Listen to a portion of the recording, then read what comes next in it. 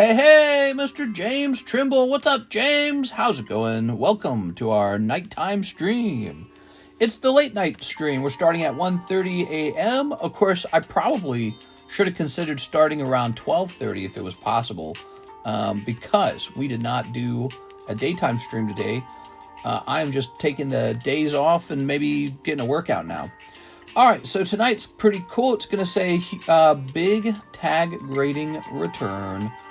New, let's see, what are those called? Binder breaks? Live card shop. All right, new binder breaks. Lugia alt art break. Live card shop. All right, so that talks about our hot stuff for a second there. Let's go ahead and grab this link. Tag returned. Whoa. Yeah, tag returned. All right. I think it's just my tag cards, too. I don't think they're your cards. Although we do have a tag submission with your cards in it. Let me actually double check real fast. So, let's see. Here it is. Tag submission. Ethan's Ho-Oh, Ethan's Typhlosion, Iona Belly Bolt, N Zoroark, M Latios, Rocket Moltres Alt, Ethan's Adventure.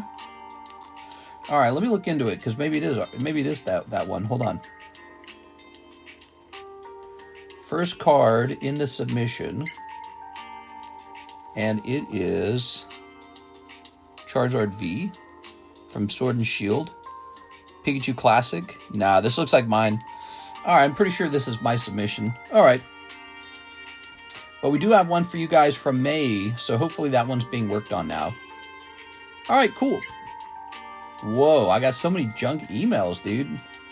Why do I get so many junk emails? I don't want them. Oh, my God. All right. Okay.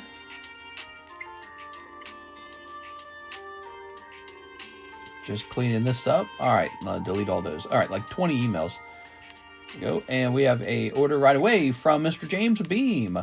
Mr. James Beam. He ordered Gym Hero Break and second spot in Gym Hero. So 2 Gym Hero Break spots. You got it, man. Yeah, we got some tags. That picture in the thumbnail shows a lot of tag cards. And yes, so those all came back. And so I'll be wanting to kind of show those off a little bit. Get some of them priced because we have been running low on slabs for sale, and yeah, we got to get them listed now. Oh, let's get the iPad running.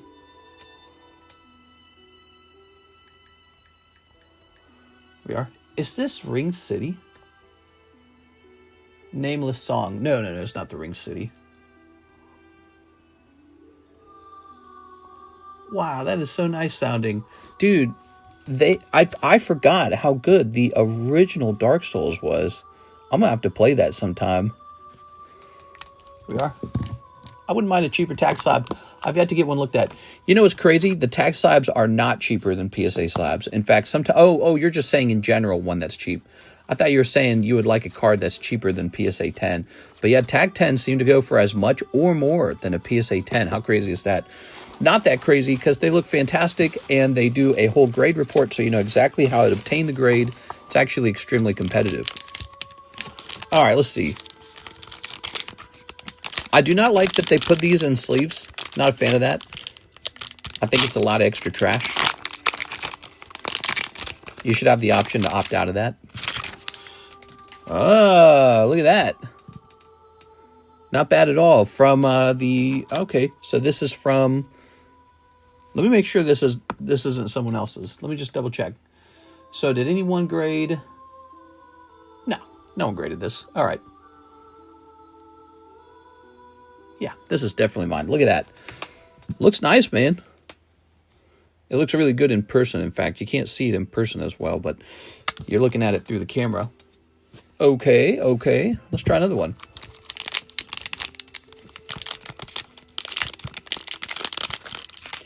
That looks really nice, man. That is Rocket Wheezing.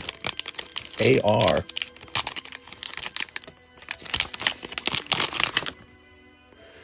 Rocky Wobbuffet, AR.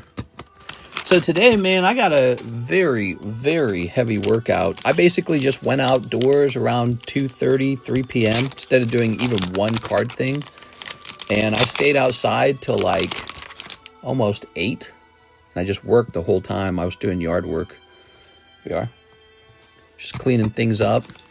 Did a little bonfire and just kept feeding it for like the entire day. Roasted in the sun. All right, so that's what I did, and I might be doing that a lot more soon. All right. Another Magneton. Big fan of that Shinji Kanda Magneton. Great looking card. Okay. Lovely looking Gengar. Look at that. Beautiful. Okay, so far so good, actually.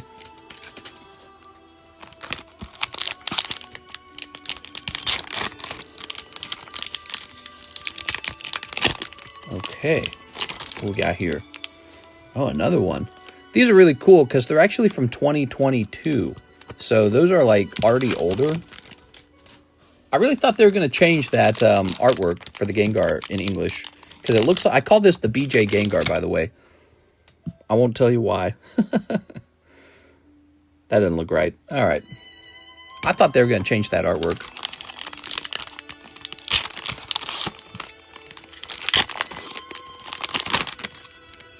Oh, another one. They're all 10s, too. Wow. Okay. Man, I'm almost tempted to just snip this. Can I just snip these? Yes.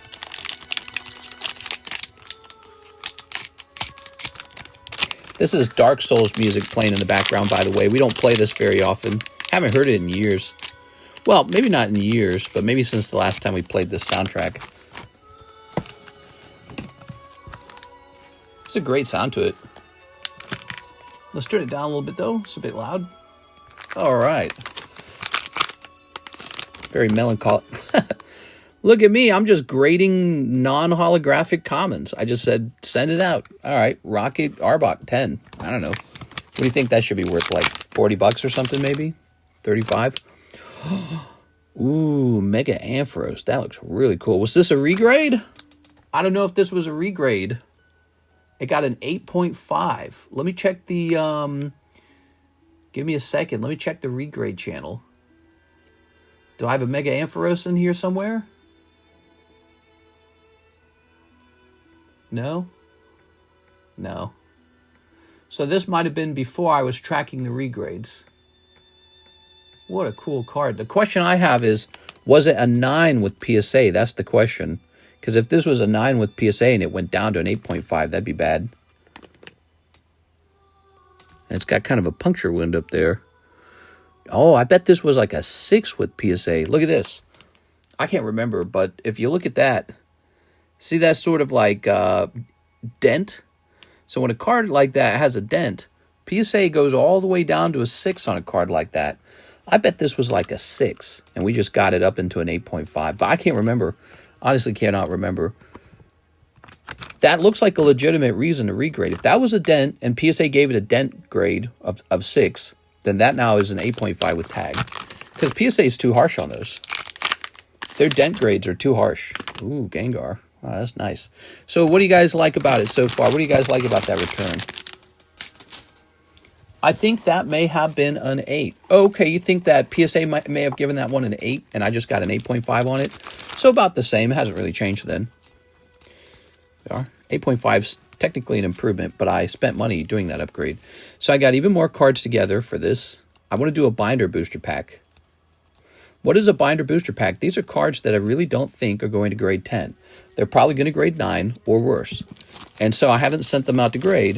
They would be perfect for your binder collection, or you can just hold them and grade them yourself and take a gamble on a 10, or you can let them get really old and then grade them as 9s anyways, but by the time they're old, they're valuable. So there's a lot. That's kind of what I'm doing with them, by the way. So I just let them get old. Like this card right here.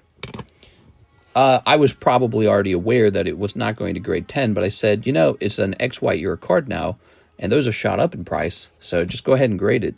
and it'll flip anyways. Even as an 8.5, it'll sell for like 50, 60 bucks, you know? Tag some from... No, this unfortunately is only mine. This is not the return for everybody. Let me get one more box of these open real fast, and then we'll get started with your orders, guys. By the way, this also arrived in the mail today. We now have Matchless Fighters Korean back. We actually sold out of that. And when we sold out, I asked if you guys wanted me to restock it, and you guys said yes. So I said, all right, we'll go get it. Luke is sad now.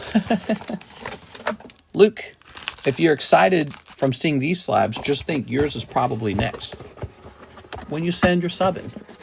Well, according to... Oh, when did I send this in? Probably a long, long time ago. If you want to see when I sent the other one in, you can actually just go see that from the Discord server. Here it is. Grading always takes a long time, I'm afraid. It really does. Matchless Fighter, the Blaziken is back. Blaziken, baby. Yes, I need to find out a price for that. So here I am snipping the tops of these because it's easier than actually peeling them. Yeah, I worked like crazy today, man. I was, we had these huge wood piles that had built up over time from tree branches falling, tons of tree. We've got a lot of land, kind of. We got a lot of, we got a double yard space, and there's a lot of trees on this yard. So there's a lot of branches and dead bushes that we actually chopped down. We didn't want those bushes anymore, and they were just kind of sitting there. The goal was to burn them, and I did that all day today. I just burned stuff all day long. Got it all burnt. Well, there's one more pile, actually. But the next thing I'm going to do, actually, is chop down more bushes. There's bushes in the front of the home. We think they look very ugly. They've gotten too large over time. They're probably planted back in 1980. So, or 1989 or whenever it was. So these are probably the original owner's bushes. We're going to chop them down because they're huge and ugly. All right, Mewtwo. I'm going to be doing some landscaping on my own home. Clam Pearl, man, I grade everything. This girl, this guy, Charizard V. That's a very Ivan-esque card. Ah, Nidoking gets a 9. That sucks. Oh, Master Ball Poliwhirl. Cool, man. You know, it's disappointing when you pull something like Poliwhirl. You go, ah, dang it, I got the Poliwhirl. But if he comes back 10, it's not so bad. Okay, I now blame Mister for the 5 pounds I gained from eating Burger King today. Today, I had ground chicken in spaghetti sauce with avocado and broccoli. And then I had a mango, which was really yummy. Mangoes are very sweet. I actually had a sugar Gatorade. Get this. So I was outside working to the point where I was like, my head was spinning, dude. I was like super exhausted. Like, I don't think I've been that tired in a long time. And I'm like, man, I'm flipping out. I was telling Karis this. I was like, I feel nauseous and everything. And I felt like this neck pain headache thing coming on. And so I told her, go get me one of those Gatorade. We bought some Gatorades by accident that have sugar in them. Didn't mean to. And so I told her to go grab one. I drank a small one and instantly felt normal again. So crazy. Ooh, look at that. That looks really nice, man. Those Master Balls, I like them. I like them. Tag slabs look nice. They look exceptionally nice. Should I keep opening the tag slabs or should we move on to the orders next? I don't even remember everything I sent in, but this order is looking a lot like modern Pokemon cards. That's what it's looking like. Lots of modern Pokemon. You don't realize how much work there is to do until you start doing it. Yeah, well, it was like 90 degrees out. Well, it was originally supposed to be 85 degrees out today because it was supposed to be cloudy. Not wherever I was working. The sun was hitting me at full power. It felt like 90. And, dude, it was hot. And I just didn't go inside at all. I just stayed outside. Stayed outside till like 8 p.m. almost. 5 hours. And I felt very roasted. I feel very roasted right now. I feel very roasted. Okay. I need to do that more. My doctor talked to me. I got, kind of like a yearly checkup with the doctor. And the doctor said the same thing. The doctor said... so the doctor asked a lot of questions, and I kind of explained to the doctor I'm still working like crazy, and the doctor said I have to stop that. So that's what the doctor says, and I might do it. I might actually slow down over here, and especially maybe in the summertime months. I don't know. There's so much you can do outside in the summertime months, you know. The sun's up all day. It's nice, right? You need a day off at least. Yeah, I do. You know, I don't take any days off at all. And, you know, the doctor knows this, and the doctor says that's not right. The doctor says the same thing, is like, you'll be dead in your 40s. And so I was like, all right, you're still saying that. Ooh, we've got Arctibax, the middle evolution that nobody will want. How nice. We are. What do doctors know? Yeah, what do doctors know? Here's a Rayquaza. Doctor actually did like a blood test on like my vitamin levels, which I'd never had that done before. And the doctor said my vitamin numbers were terrible. Said that I didn't have any vitamins in me. I was like, really? But like, how does that happen? And the doctor says basically it's because I don't go outside and I have this very routine lifestyle. So I don't do anything. I just eat the same meals and I stay inside and eat the same foods and do the same work. I have no variety. There. Look at this. Ooh, there we go. SAR Giovanni. Mister should hibernate all summer. Yes. Here's Gardevoir. We can sit here and tell you to take it off, but you're the only one who can change, mister. That sounds like an intervention. Is this an intervention? Look at this, Knockly. I did hard drugs for 20 years, and I'm fine. You'll be okay, mister. Yeah. We are Smeargle. We are. Need me to send you Flintstone vitamins? No, because I've already got them. The doctor immediately prescribed vitamins. The doctor said my vitamins were terrible. I was like, what? We are. I didn't even know they tested for that kind of stuff. I thought that vitamins were things that the doctors didn't like. We are. Okay. Maybe it's because all I eat is like a couple foods like shrimp, eggs, chicken. I eat a crab. Yeah, I don't know. It's weird. We are. All right. There we go. Any other submissions coming back soon? You know, you can ask that question and it just doesn't speed it up. It's almost like I know someone's going to ask that. What about ours? But I can't make it go faster. It's with them. All right. We have, in fact, a BGS submission that's been stuck with BGS since February. I don't know what's up with that. Maybe I should ask them already. Like, why do you guys have one of our submissions from February? That's not right. Get that one done. I don't want to talk to BGS that way ever. Could you imagine getting angry with the grading company? I don't want to mess around with that. Give them all 9s. All right. Very nice. But, so now I'm going to be going outside all day long. I got to figure out how that works. Like, can we get a daytime stream in? We might be able to. Might be able to get a 1 hour daytime, a strict 1 hour daytime stream, and the rest of the time has to be outside. I also thought maybe an earlier start time and an earlier end time on the nighttime stream. So try to start it at like 12:30 and end it at like 4:30. I mean, because we normally run all the way to 5:30. If you rubber band a hundo with your submission, you're guaranteed a black label. I don't think that's true. I think they probably look poorly on bribes, if I had to guess. I bet there's been scandals where guys tell their buddy to send their card in and, hey, I'll make sure you get a black label on that one. You split it with me. Because those black labels go for some serious money, man. They are clearly a lot more valuable than PSA 10s. Makes me wonder why PSA hasn't come out with their perfect 10 grade. There should be a perfect 10 grade already. It just makes sense, you know, a card that's flawless in every way. Is TAG expensive to grade? It's about the same as PSA. Dark Porygon, huh?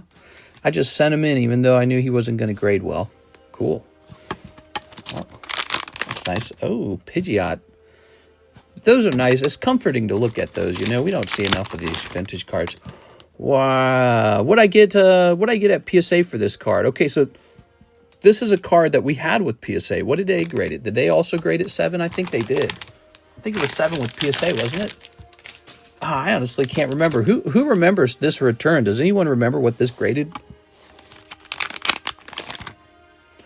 Wow, that's nice.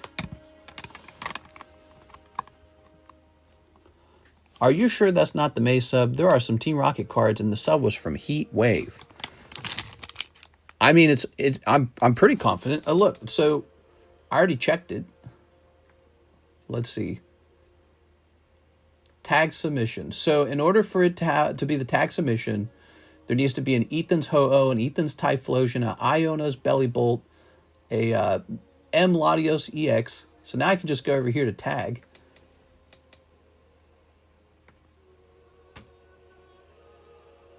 They need to show 100 per row. Why do they not do that? That's so annoying. Dark Porygon. I'm not seeing it. See, the thing is, I would have put it right at the top, not at the bottom or anything. So your guys' cards always get submitted first, and then mine. Yeah, I don't see them. Oh, here they are. Wait a second. Mew EX, Mega Latios, and Zoroark, Iona's Belly Bolt, Ethan's Typhlosion, this is the return. Your guys' cards are in here. I submitted your cards at the end of the submission. Why did I do that? Ethan's Ho-Oh, card number 100. Look. There it is, number 100. Ethan's Ho-Oh. That's probably not mine. I don't think it's mine. Look, it's in the correct order. Typhlosion, Belly Bolt, and Zoroark, Megalot. Okay, so I must have done it differently this time. I must have put your guys' cards at the very end of the submission. So then we got to find out. We got to find out where your cards are at. We got to find them. So let's keep opening these. Okay, yes, Gem Mint. Are you happy? Weird. So my rule is that your guys' cards get submitted first. I must have done it differently where yours went in last. Just trying to think how that...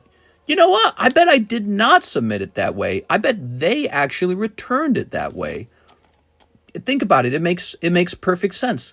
Because how could I have predicted the exact number needed in order to make that Ethan's Ho-Oh card number 100? They just inverted the list. That's all that happened. They inverted it. That's why I got tricked. They inverted it. I didn't invert it. They inverted it.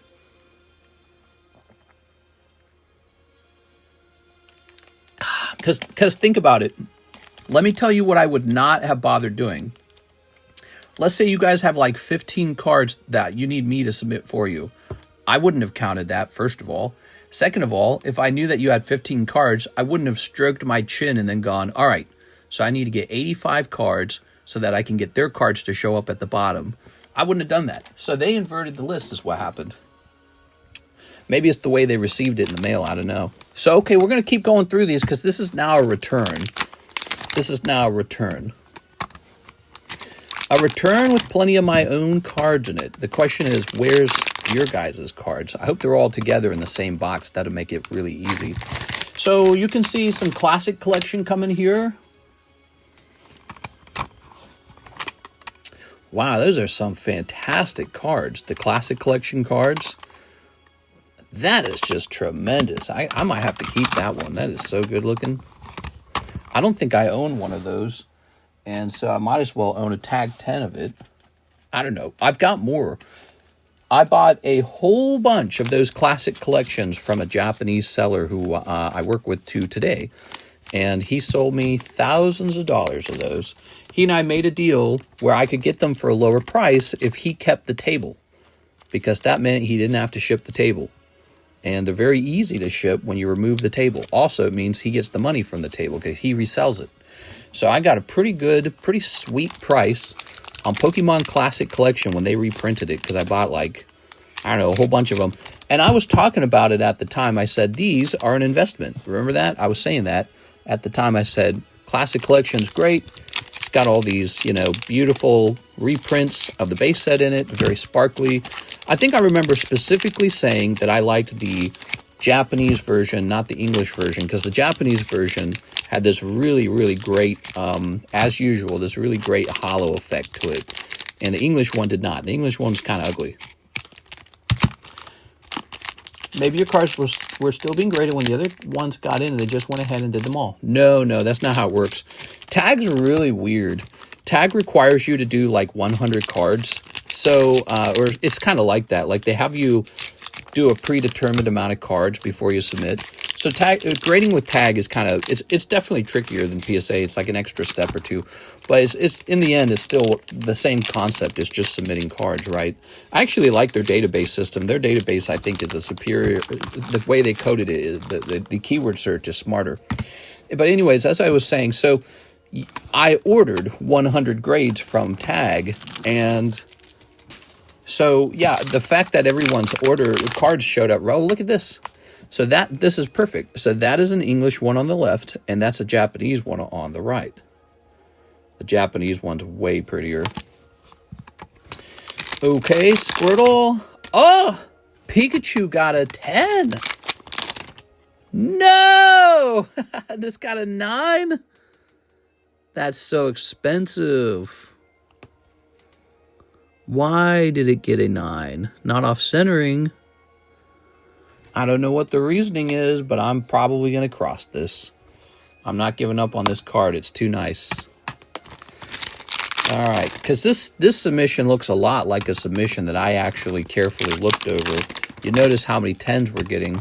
It means I was looking the cards over before submitting them. Spidops, Meowth, Punch Crow. That sucks. That's a good giveaway card, though. So we're going to have a nice Tyranitar giveaway at some point in the future, guys. Or maybe we sell it to somebody who wants to buy a cheap 9. Scan the barcode, it'll tell you. Yes, it will. Okay, so we still have 3 boxes to go through, I'm afraid, and we really have to go through them because this is officially a return. Let me go to the returns. I'm going to say add here the TAG May 2025 submission has returned. And now I'm going to grab a link to this. And we are going to jump back over here and plug this in. Okay, so this is an official return because I just didn't know that because they inverted the list. So does that mean that your guys' cards is potentially in the last box? Let's see if this is the last box. I kind of just want to show off your guys' cards and move on to orders. There's 3 boxes left. Oh yeah, this might be it. Look, this box isn't all the way full. This might be it. I love these tag boxes. So good for shipping. Although maybe you don't want your box to say tag. Does tag upcharge like PSA? No, I haven't ran into that. I don't think tag does it. Actually, I think tag allows you to buy insurance ahead of time as a separate fee. Is that right? I can't remember now. Here we are. I actually can't remember. If I did another tag submission, I remember the process.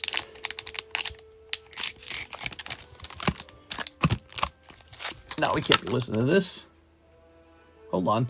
I get copyrighted for that. Stupid YouTube will think that I'm stealing actual movie music. Okay. Rocket Moltres 151 Mew. Ethan's Adventure, all Japanese.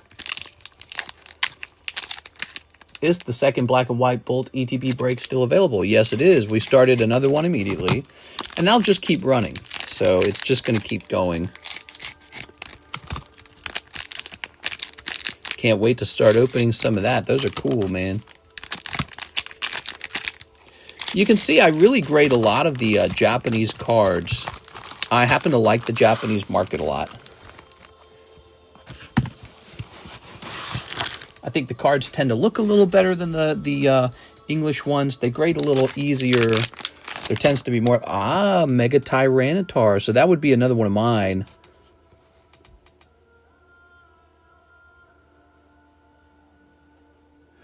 I bet you this is... It couldn't have been... What do you think this was graded with PSA? I don't remember. See, these were regrades. Maybe I was hoping the Tyranitar could have a shot at a 10, but it looks like he came back 9, though. Okay. Ah, that's an 8.5. That actually might be. I don't know what this grade. Oh man, I need to know what these graded with PSA. Is this in the regrade channel? Hold on, I gotta see if it did worse. Because you can when you crack, you actually risk it doing worse. Is it in here? No. No, that'd be too easy. Too easy.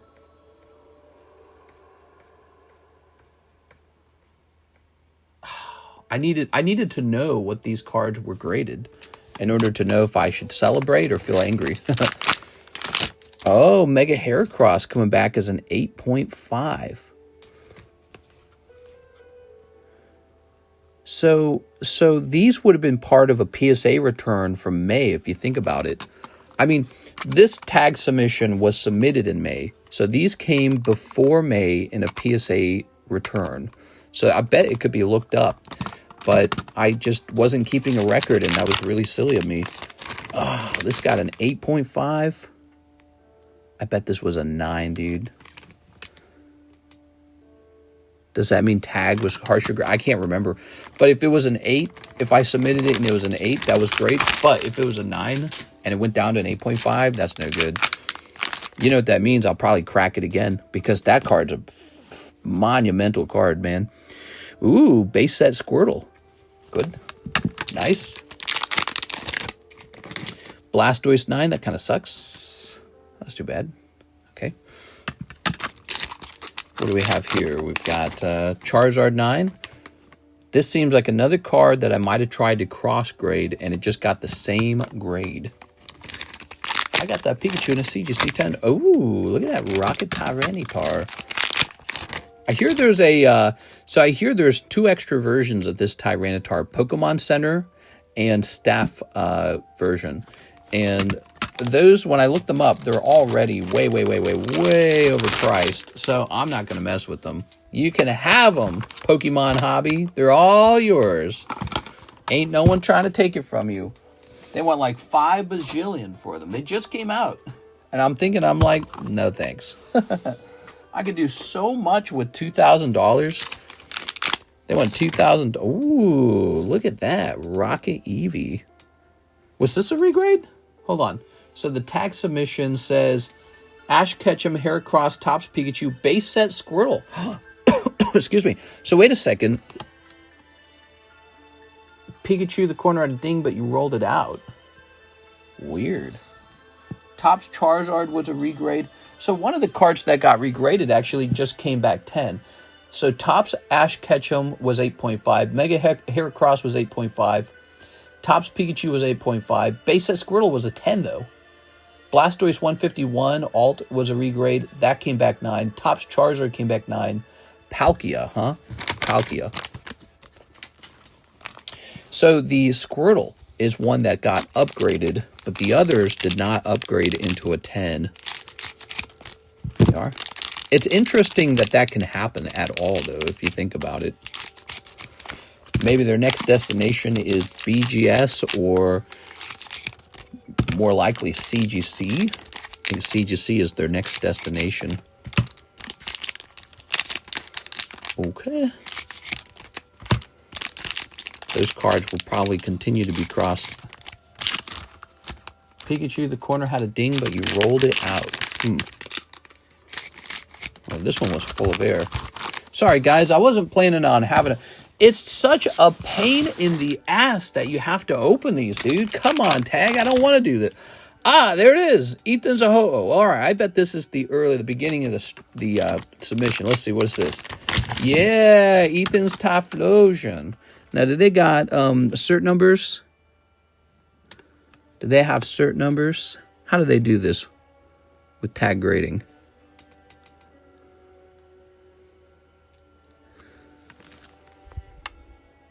That doesn't seem like a cert.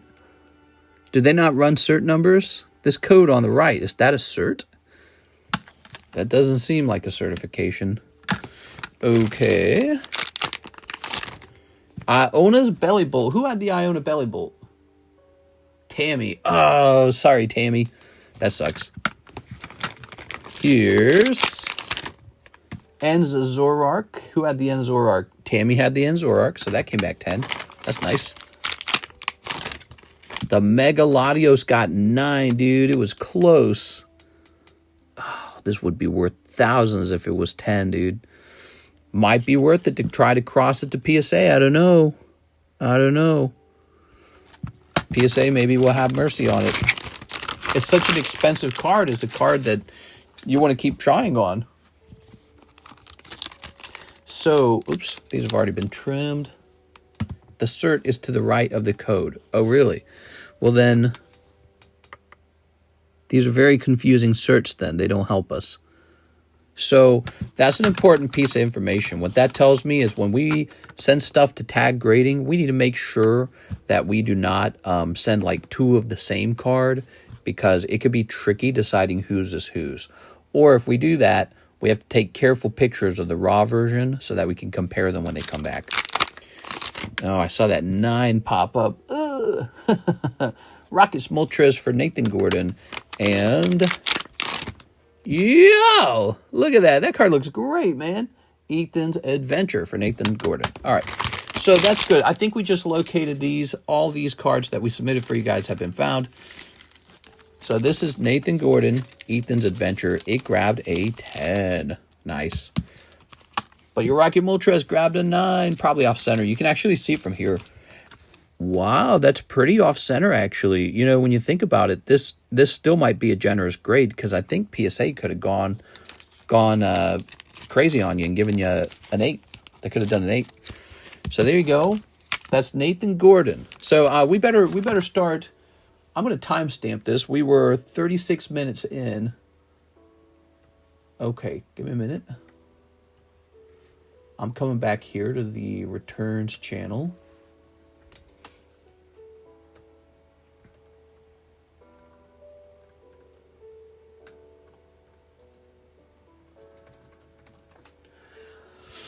All right. So just help people find it so they don't have to go hunting for the moment that we actually look these things up. Just help them a little bit.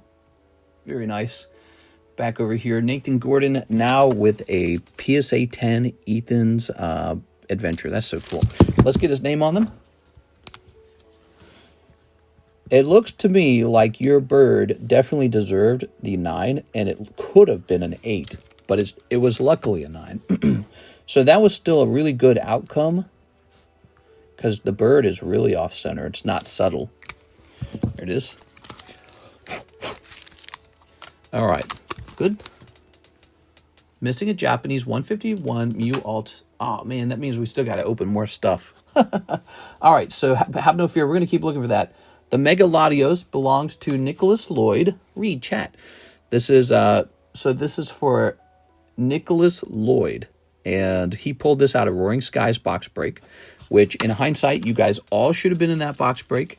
I remember, similar to the Ancient Origins break we're doing, it took a while to fill up the Roaring Skies break because the packs were kind of pricey, and those prices in just a couple months are now considered cheap. Meaning that break we had done was way underpriced because the price of all these XY boxes were about to explode. Here we go. Okay, now we got some Tammy. Tammy had 2 cards. I own a Belly Bolt. And the Zorark, and Zorark. And that's a pity. So let's speculate. Let's see what's wrong with it. Yeah, so my thought is this, it might be that this corner is doing some damage to you.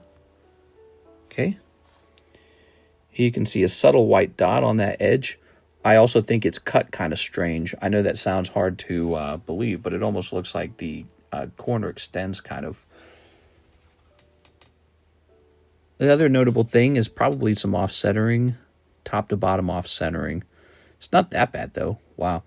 Tammy, if you end up wanting to crack this and send this off to PSA, I would say this card looks pretty borderline. Look, wait a second. Here's another issue down here. Okay, that's what I call a half dot. Okay, so that could end up being a 9 with PSA as well. I think that's a very borderline card. Like if you sent it to BGS might give it a 9.5. If you sent it to CGC, they might give it a Gem 10. Send it to PSA, they might send it back to you as a 9 again. But yeah, I would say that one's a borderline card for sure. but it's not always worth cracking these, Tammy. Sometimes they just grade the same. I need someone to look up the cards I regraded and tell me if which ones got downgraded, because I think some got downgraded. Okay, now this is Lucas Launch, the Ethan's Ho-Oh. Oh, they both got 10s. Look at that. How about that? So, but there's that Ethan's Ho-Oh, and that looks fantastic. Wow. Really beautiful. Are you guys glad you graded TAG? It was actually a little bit cheaper than PSA. PSA has a little bit of a premium. Thanks for the sub, mister. I'm very happy. Good. All right, Mr. Lucas. We haven't opened it. We're almost an hour in. We haven't opened anything for anyone, so that's not a good stream. But it is a return. You know, this return wouldn't take this long if, number one, tag grading had kept the cards in the order I sent it to them, meaning that the your guys' stuff would have been on top. And number two, if they didn't wrap every freaking slab in aluminum foil, really tough foil, I might add, which is super annoying. All right. So, and in fact, we still have 2 boxes to break through before we are done, but we're going to stop as soon as we find the missing card. There is a 151 Mew Alton there, and that is in the submission, right? Let's just take a quick look. Yes, here it is, Mew 151. Guess what? It was a 10, so you're in good hands with that. And that was, who was that for? That was for Nathan Gordon. So Nathan, your missing card, the one that we're still looking for, that one graded 10. So you're going to be happy with that.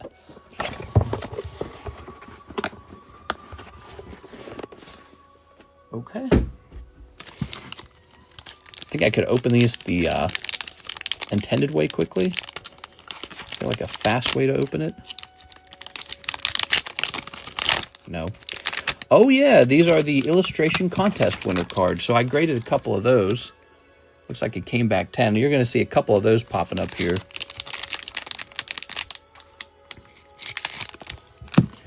Oh man, this is such a waste of time.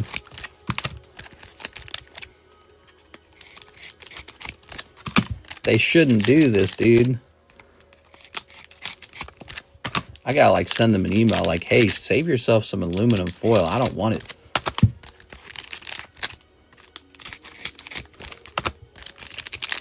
Okay. It's a clever idea for people who want to do like random slab sales maybe. So you could create like a random pull box, know what your costs were going into the grading. And no, this is terrible. Totally unnecessary. Tag mystery box, totally unnecessary. You can send them an email and have them not do this. It is an option. I'm pretty sure I even click it, and they just send it like this anyways. Wonder if they're aware I'm a YouTuber. Here's Surfing Pikachu. That's looking fan-friggin-tastic, dude. All right. I bet that's expensive, I bet. Kadabra, this is a no rarity, so we do not care that the grade is a 5.5. That's just the nature of it. Nice 2019 Tag Team Mewtwo. That's quite old. Oh, a nice EV English. Okay. Those are all good. That one got a 9. Sad. This one got a 10. Oh, yeah. Look at that. Dark Tyranitar 10 from Rocket Returns Japanese. Have you considered collecting that? That's a non-hollow Dark Tyranitar, so he won't be too crazy. But nowadays, vintage cards are so expensive, they're all crazy. Dark Pupitar. You got it, son of a bit. Come on, dude. 9, 10, 10. Oh, my God. I've been robbed. All right. Now the Pupitar is not valuable because you're not going to be able to sell it with the Tyranitar. That's sad. Illustration contest winner Pikachu. May everyone's pull be epic. You gotta be kidding me, dude. Scooby-Doo, oh Scooby, Scooby-Dooby-Doo. This music for Skyrim is some of the best video game music I've ever heard in my life. And I've never played another game that has recaptured that sound and feeling again. I've played a lot of video games. I really think the music in your game make or break the game. Like Minecraft. Imagine Minecraft had no music in it. It would not have done as well. Here we are. Music is super important. There you go. Final Fantasy has good music. Okay. Suicune. Snowrunt 9. This stupid Pokemon, which I can't wait to sell because I hate him. But I graded him anyways because I said, get him graded. Darn. So this was a regrade. He regraded into a 9. Was that what he was with PSA? All right. I don't remember what he was with PSA. Does anyone remember? He's a 9. I do not remember what PSA gave him. Another Pikachu got an 8.5. Dang, dude. That sucks. Did PSA give this a 9? I don't remember.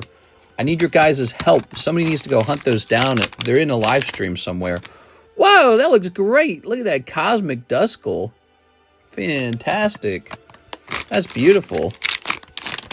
Oh! Sylveon, that's really nice. Oh, that's a pity. Such a good card when it grades 10. All right. That is also a Rocket Returns card, if you didn't know that. A rare Rocket Returns card. So we got lots of good stuff from my perspective. So, and we're having to open box number 6, the final box. We're 47 minutes into the stream.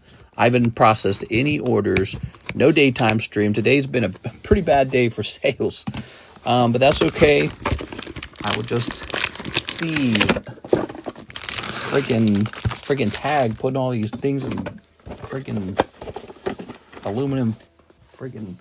All right. So let's try this. Rip. Ah, there it is. Is that it? There it is. Nathan Gordon. All right. We got it. Unless that one's mine, but I don't think it is. I don't know if I had one in there. That's probably it, isn't it? Oh, this is Streets of Whiterun. Such a good song. There you go. What did I miss? All right. Not bad. That card's pretty cool because it's not a promo. It's actually a card you have to pull in the Japanese version of the set.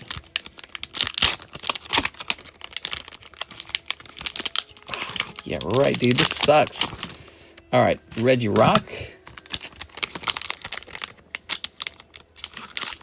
Like I could cut my hand on this aluminum foil. It's so tough. Oh! Wow, that looks fantastic. Should have done a separate grade reveal video. I certainly could have, but I did not have the time, Mr. Jack. So if you wanted to see these cards tonight, then I got to do it live.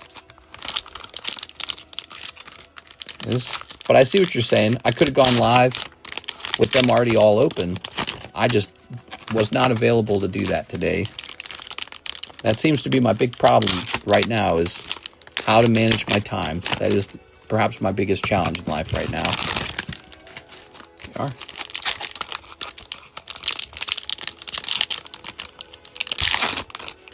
All right. Oh, Raichu. So it's obvious I'm grading up these classic collection cards. And they are getting good grades, and I like to see that. Okay. Classic collection.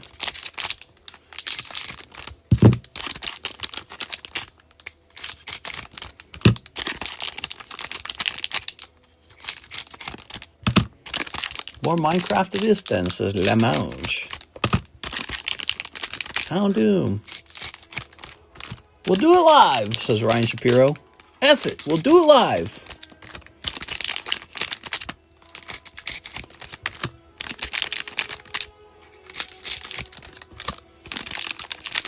Do-do-do. Scooby-Doo. All right. Even the aluminum's sharp, dude. So cute! Oh my god. Did you guys notice old made cards are actually going up in price a little bit? Oh, it's a 9 on that one. I sold you guys old made cards for years. I don't know if it was years. I think it was. I think it was like 2 years I sold the old maids. What? Where did this guy come from? Wow. Is that a fly? That looks like a fly. Is that a fly? Wow. We got a nice vintage card coming back. That is Giovanni's Machamp. Looking fine. Check the grade report on the Latios. Says ding ding. There we are. You're wanting me to show the QR code or something?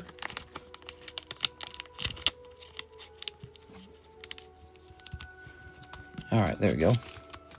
So this and the Charizard are two of the most special pulls I got back. Ooh, that's rough. 7.5. That is a poor grade. They really don't like this one. Zapdos, one of my favorites from the 25th anniversary. 2 Zapdos. 3 Zapdos, for good measure. All right, there it is. Tag grading has returned. Okay. Whew. Done. Done. We showed them off. We got 2 very good ones right here. This very collectible Charizard. Well, I like this Sylveon too, by the way. This is a nice card.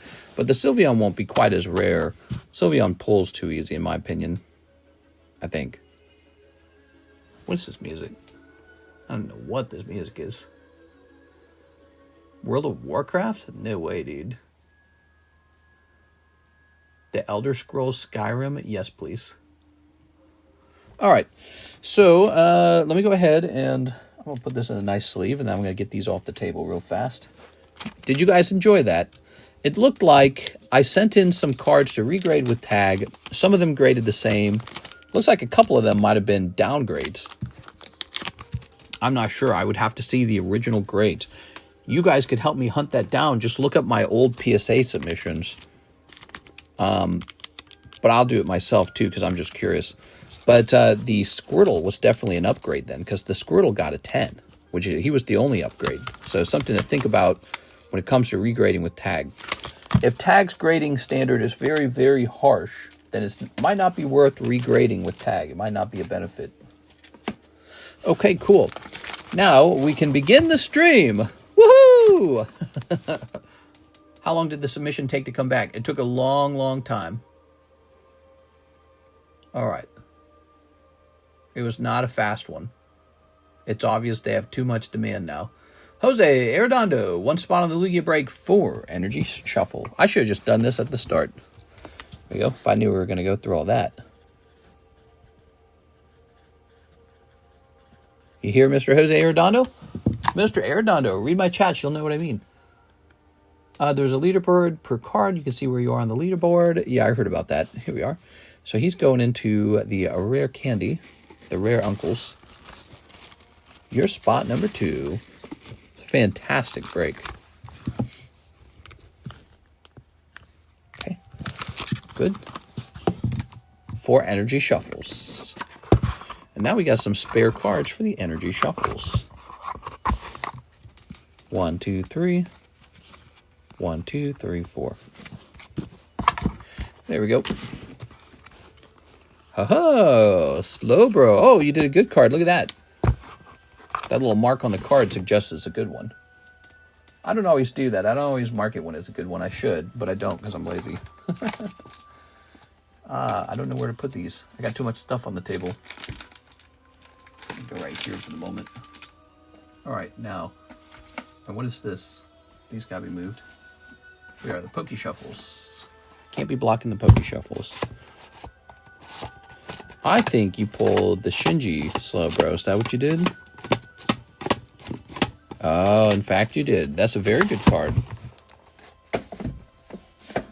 All right.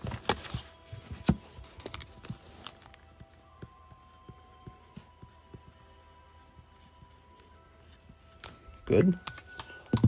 Doctor says not to be lazy, mister. The doctor says I have a very bad work-life balance and that it's going to give me a heart attack eventually. Look at this. Here we are. We have an order from Lucas Lange, shipping for Ethan's Ho-Oh and Typhlosion. I also have a Tag 10 Goldine. This card is for your service, and you can do a giveaway. I also have a Tag 10 Goldine. You can just keep it. Oh, I see. Okay, so no problem, man. It sounds like you're really happy with that outcome. Let's grab these. The real question is, what do we submit these as? Because you didn't buy these from me. You graded them. So I'm going to submit them for the cost of the grading. All right. So when they reach customs, you say, I didn't buy those from him. I had him grade them for me with tag grading.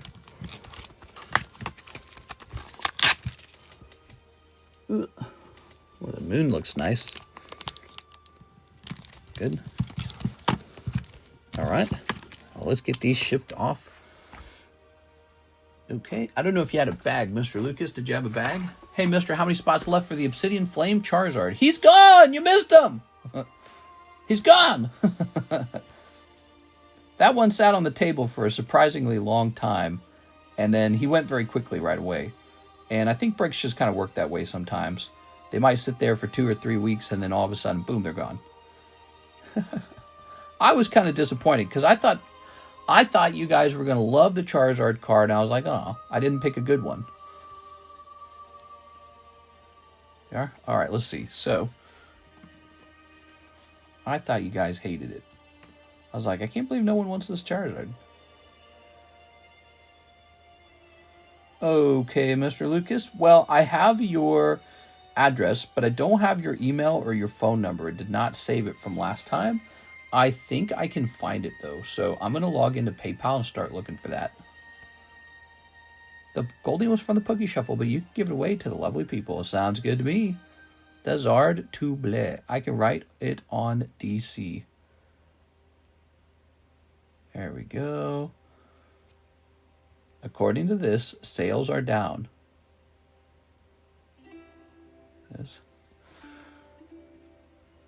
I don't know if that's 100% accurate, though, because the PayPal sales might be down, but Mr. Brett Love, he makes his orders on Venmo. And so if you add Mr. Brett's significant orders into the actual count, I don't think sales are down that bad. Let's see. I don't think they're down. They might be breaking even with last week. So, let's see. We must have shipped you before in the past, right? And that would mean that you would have given me your phone number back then.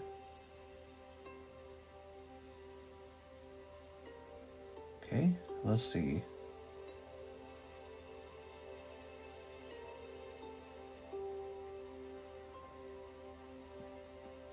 I'm looking, Mr. Lucas. I see when you ordered the PSA grading. All right. Have we never shipped you? No, we've shipped you before because, again, I had your information. Here's the problem. My shipping software does not remember your phone number and your email. It will remember it the second time I ship you. That's the way it works. It's so weird. It's a very glitchy system. So the second time I use your email and the second time I use your phone number, for some reason, it remembers it the second time. So you may need to email that to me real quick. Yeah, I thought it would be here in PayPal in a PayPal note, but it's not. Yeah, you can either tell me on Discord or you can email me, whatever you're comfortable with, but I need your email and I need your phone number, and then we can get these items shipped for you, okay? Sound good? All right, nice. And now, after that, there are currently no orders in the queue. This is very common when we have a big return. Nobody puts an order in the queue because they can't tell when the orders are actually beginning. We are officially at the orders beginning part of the stream, and you guys are welcome to open anything you want. Let me go ahead.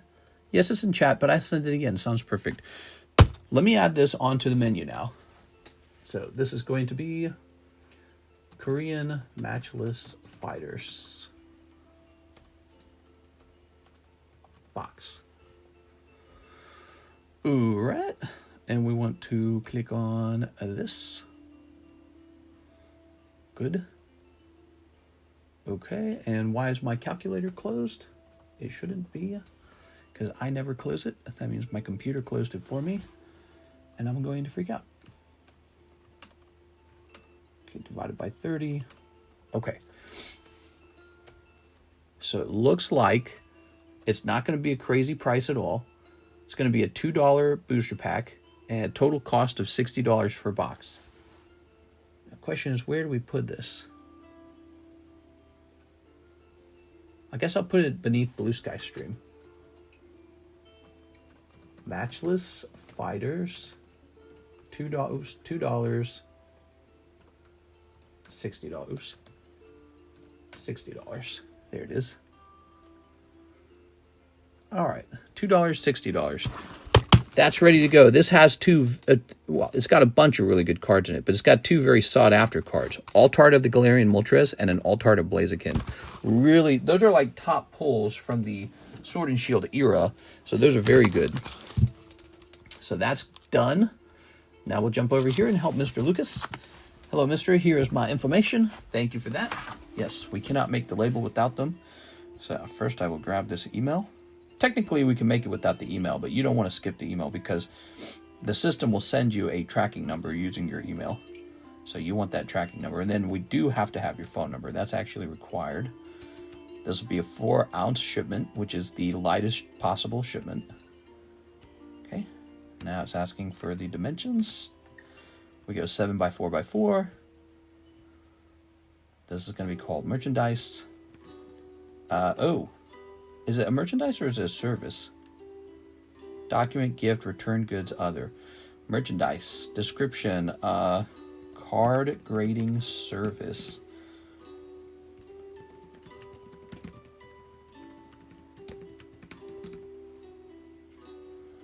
Okay. And we're going to set the weight to 4 ounces.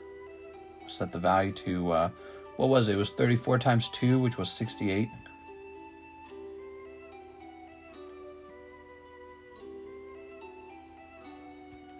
All right. I hope that they just accept that. I don't know what they'll do, okay, Mr. Lucas? If they open it and they determine that those cards are actually really valuable, you can fight with them. You can be like, hey.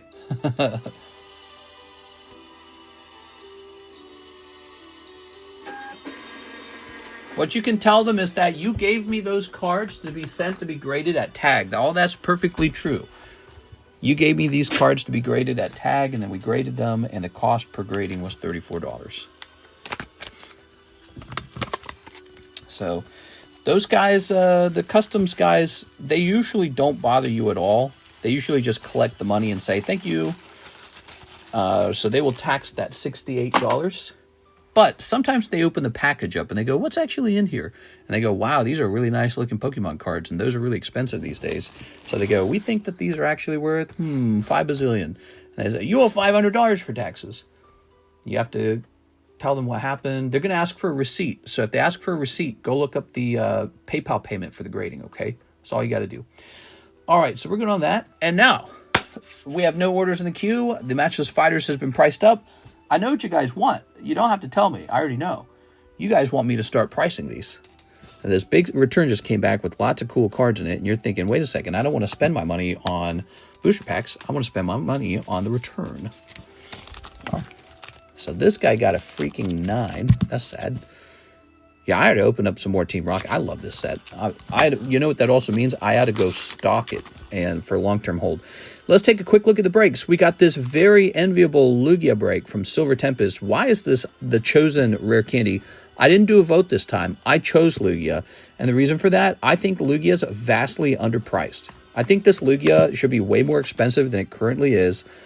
It's just people don't understand how expensive it is to pull the Lugia because of like complicated mathematics. So let me explain those mathematics to you guys. When you open up a box like Evolving Skies and you're going after Moonbryon, there's all these other great cards you can pull to get your money back on. So like you might miss the Umbreon, but you might pull Rayquaza VMAX Alt.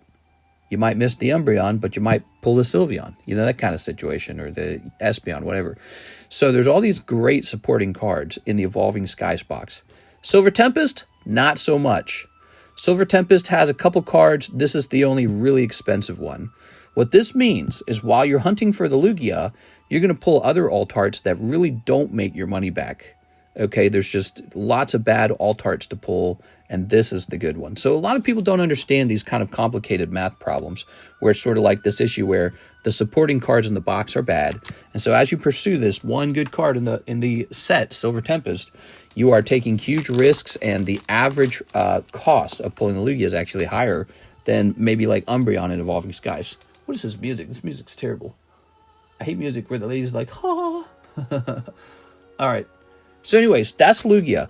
He's a 1 in 28, which I consider quite cheap for any Lugia card. That's some other things we could talk about. Lugia is not an undesirable card. People really like Lugia. He tends to always do well over time. He's like Gengar. He's like Umbreon. He's like Charizard. He's like Gyarados.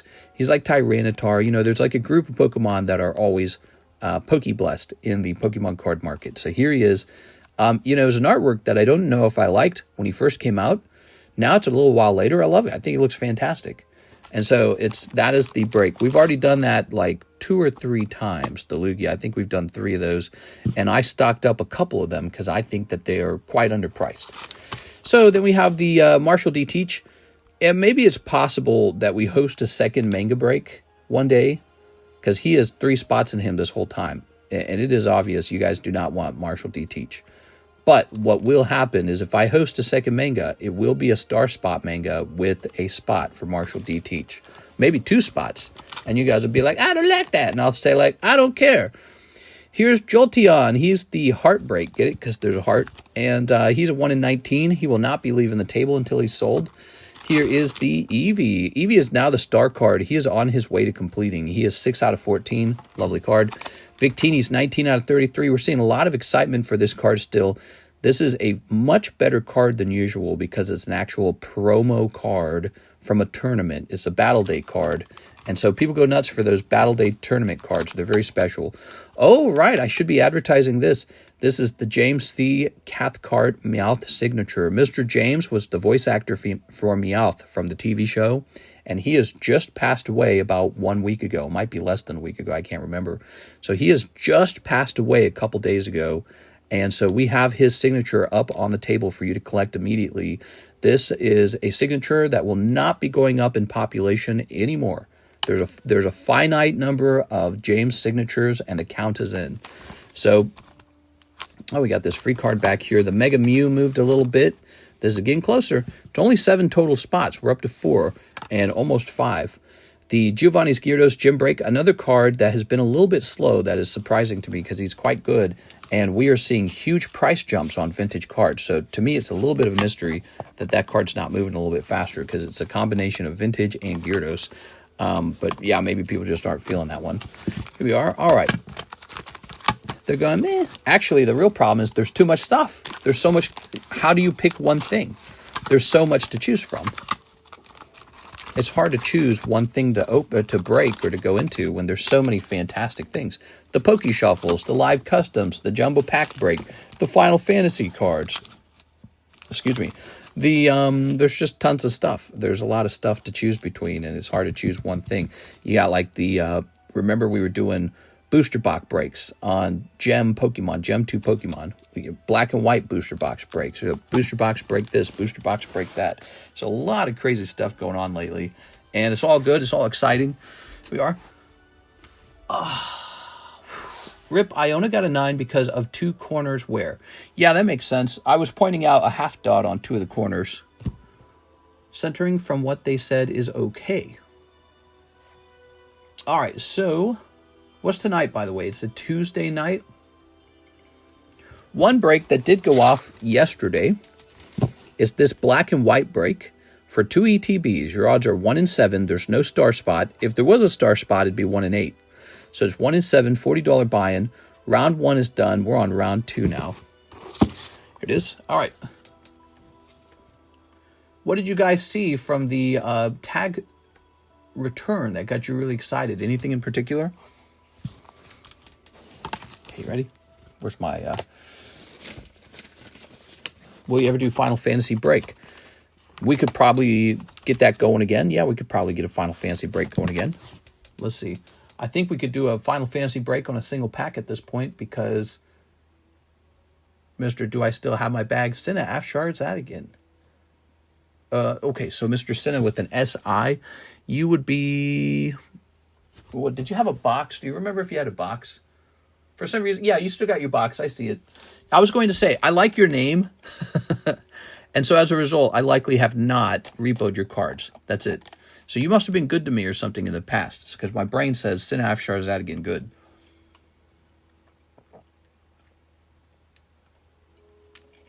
Yes, I can see your box from here, although I can tell from its positioning on the shelf that it's a very old box.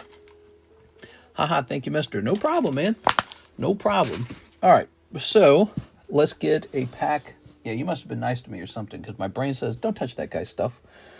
Let's see. Where is the Final Fantasy? Here it is. You want a Final Fantasy break? We can do a Final Fantasy break. So I'm going to set that up for you guys if you're interested. I just finished my Paldea Evolved Legendary 4 in tag. I feel complete. Nice, dude.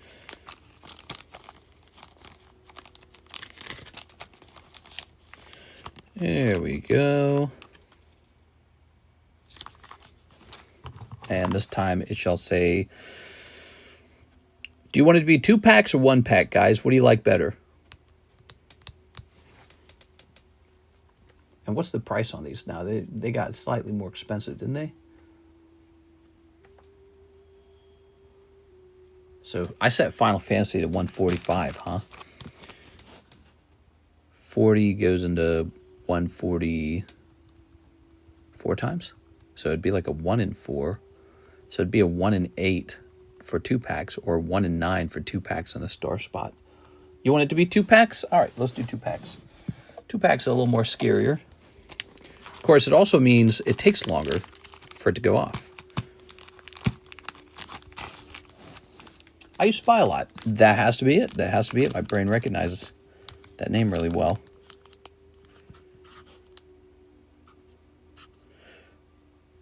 We're going to stick to 1 in 8. You know why? Because Final Fantasy is not a Pokemon card. So this is to service you guys who like Final Fantasy. But I will say this. The guy who pulled that Crown Pikachu, that was a star card spot. He pulled this very expensive Pikachu, which he can now sell on eBay. He can even sell it back to me. Probably not for as much as he'd like, but he can sell it on eBay and totally reap the benefits of that $40 spot that got moved over.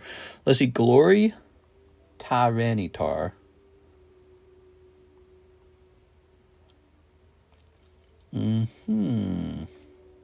Says nothing.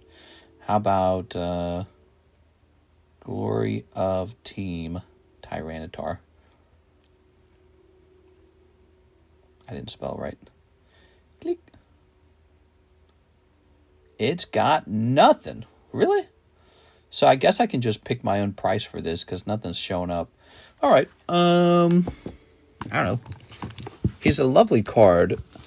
I'm going to ask for $24 for the 9. All right. Was this in a huge buyer back in the day? I think he was. Okay, let's see. Ryan Shapiro. Oops.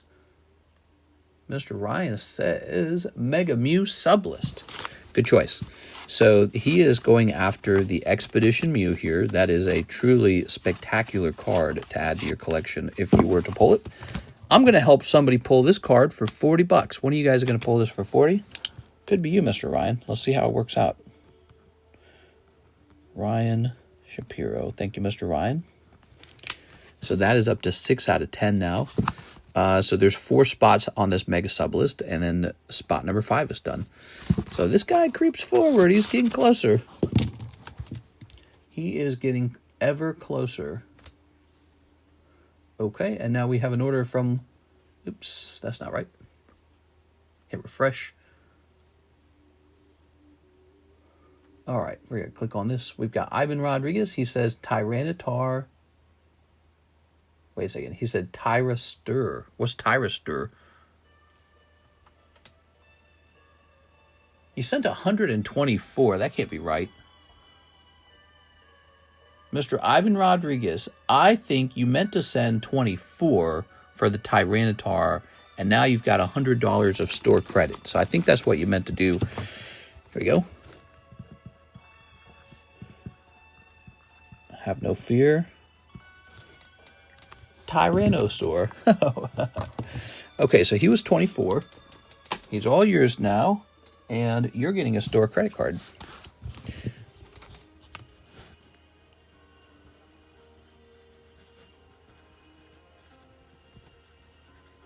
There it is.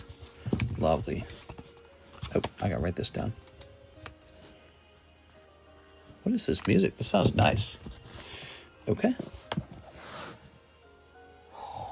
I think I only had one of these come back, right? That is a nice looking card.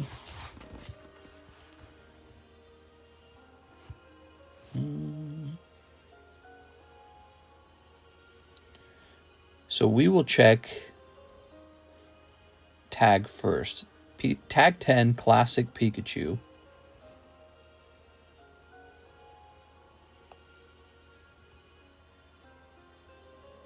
What is this song? This is really good. Moment of Relief, Save Room. Some sort of Resident Evil song? Wow.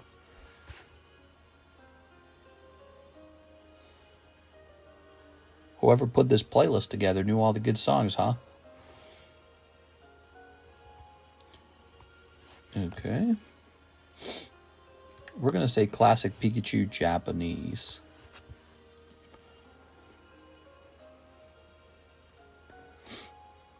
Wow, Classic Collection Pikachu has been rising. He was so cheap at one point. It was because you could get him guaranteed. He didn't come out of a booster. He came out of a pre-built deck, you know. And now he's up to 140 for the PSA 10. But we have a very fancy tag 10. Wow. That's crazy. So, all right. Dude, he's got to be a break, dude, right?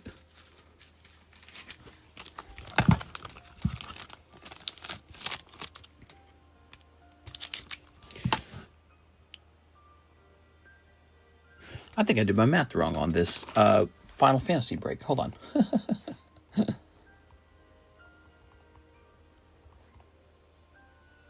Oh, so, okay, and what did I write down? I did it wrong. So this should be 1 in 7. My bad, guys. I realized it's actually 160 that 40 divides evenly. There we go. My bad. All right, a little more attractive. So that's a 1 in 7. A little more attractive there. Is that right?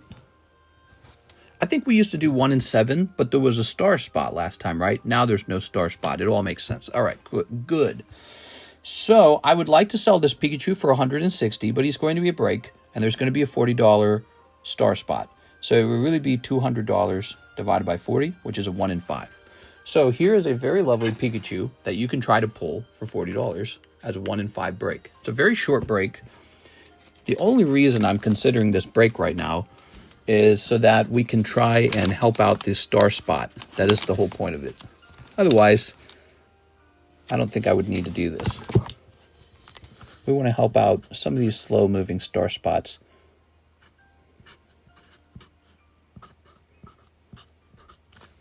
If you don't want to take a risk trying to pull a card like this, don't get into it. Just go buy a card outright. But we'll have more cards coming. But not this Pikachu. I think I only got one of these, and he's a very lovely card.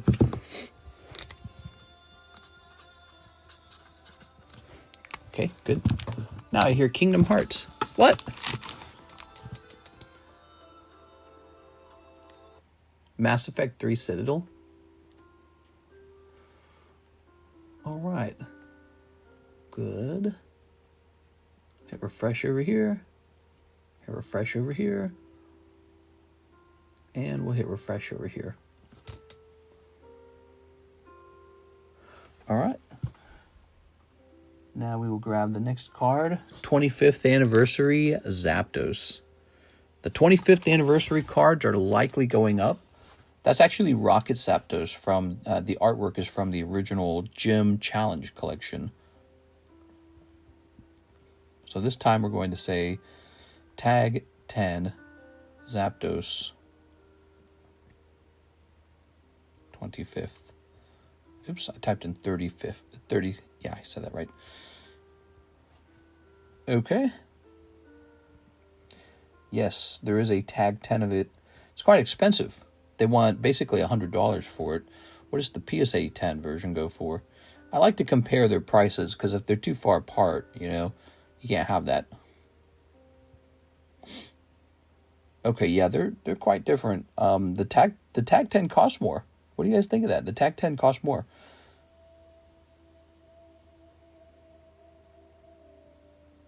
All right, I'm going to host one more break because we don't have one currently. We're going to host a gem break on this one. Here we are. All right.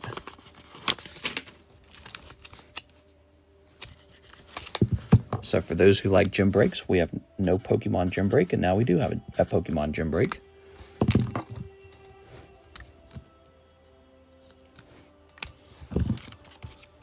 Okay. Good. Loving the Resident Evil Code Veronica soundtrack. Squid Yo was goody. Now I hear Kingdom Hearts. Have you seen the movie Cable Guy with Jim Carrey? I saw that a long time ago. I don't remember the point of the movie. He was like a crazy guy, right? I should rewatch that because I don't remember the point of the movie.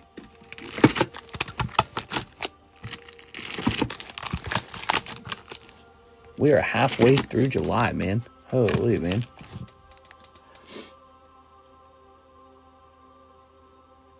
I would say it's time to start rotating these cards. Time to start rotating these right here. So some of these are quite expensive.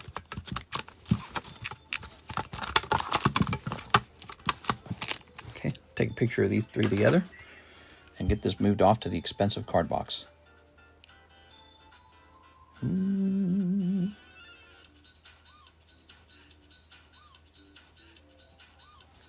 Okay. Very nice.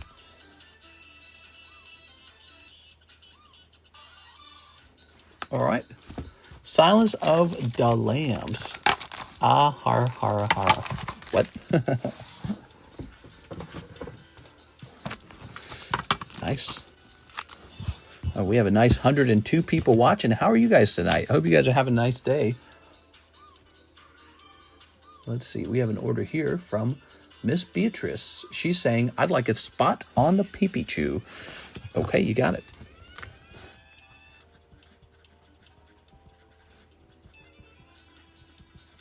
Good.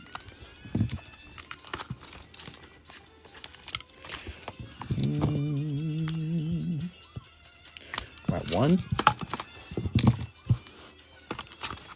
That's a pristine boobies girl. Is this right? Is this the waifu shuffle? Oh. He used to face that way, huh? Okay, cool. 1, 2, 3. A waifu shuffle works exactly like the Poke Shuffle, but you get waifus. B, G, S, 10. Marion.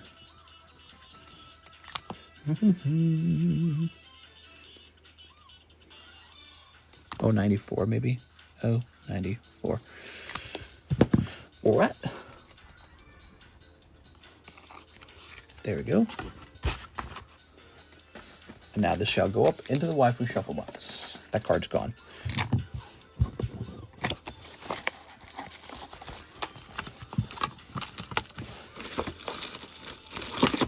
Okay, here's Torchic. Here's a cheap Mothman.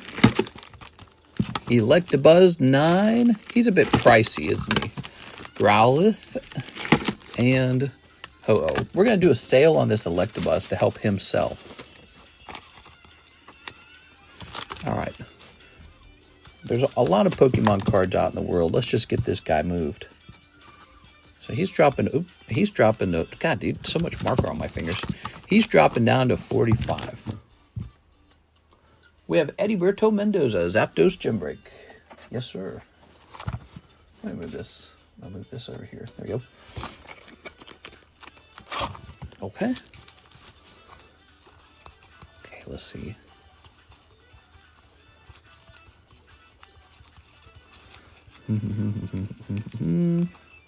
You got a card, right?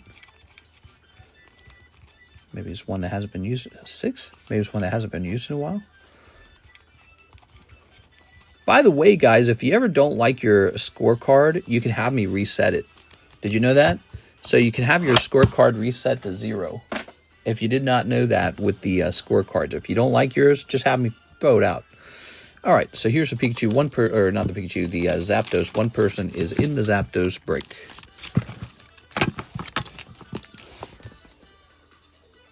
I'll take the sticker card. 50% off sticker card is not such a bad thing, is it? Oh, there's a very high-end card. We got this Gengar. He's super high-end. Time for the high-end cards to come off the table there. There's the gym break, by the way. Lovely. Here's a, here we go. Here's an expensive card. So these expensive cards are coming down. Click. Okay, got a little click on those.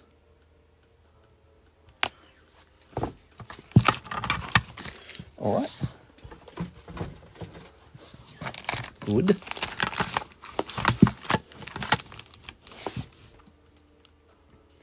All right. I'll take the sticker. Use my credit. Oh, yes, duh. I'm so dumb. He's got credit. You've got mail.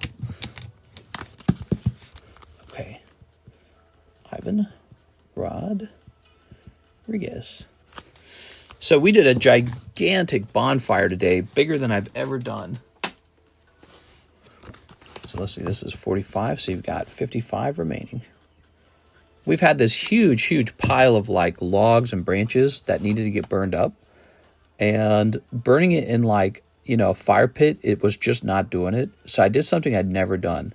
I just set the whole dang pile on fire right in my yard. And it was kind of nerve-wracking because I'd never seen the flames get so hot and so large. I mean, you couldn't stand near it. And I'm like, this is how forest fires start. This is how we burn our house down. But it wasn't too bad. I had the garden hose on full pressure right next to me, and I could like squirt it if I wanted the fire to die down. So we supervised it, and it all worked out, actually. By the end of it, the whole thing, the whole pile of wood had gotten burnt up. Gigantic pile of wood that had kind of built up over time. And again, we were supposed to be sitting around outside, around like a bonfire kind of thing at night, just a small fire, and just burn up that pile. But, or we contemplated spending money, having a tree removal service, get rid of it all. But this was much better. We just set it on fire, it all burned through. And it's like, oh, well, that was easy. Should have done that a long time ago. Saved so much time and effort to just let it burn up. I don't know why we didn't do it sooner, but yeah, it's just a nerve-wracking thing, I suppose, you know, because you're expecting it to spread or something, and we've got all these valuable Pokemon cards. All right.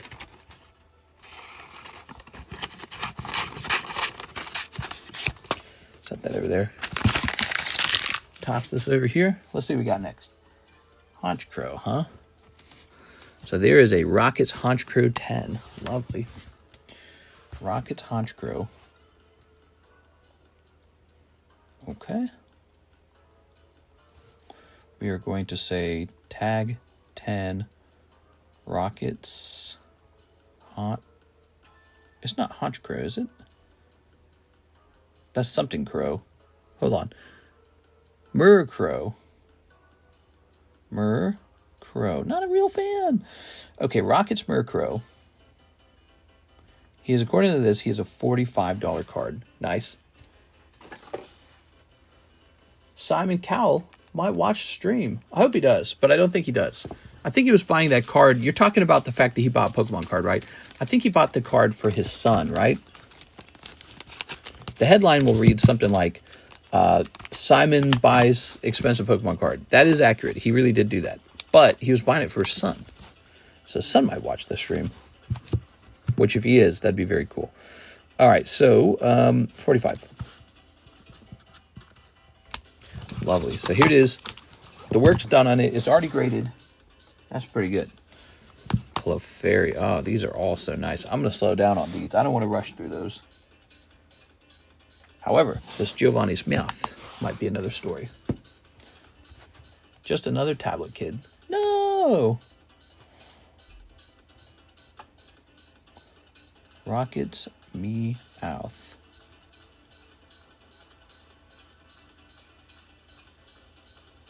Oh, that's Destined Rivals.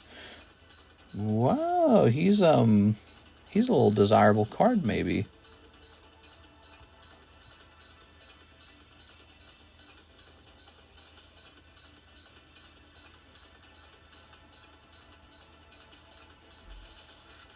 I think I have to type in Japanese. Yippee, nice slabs. When's April PSA sub coming back? I don't know. That's a good question. Okay.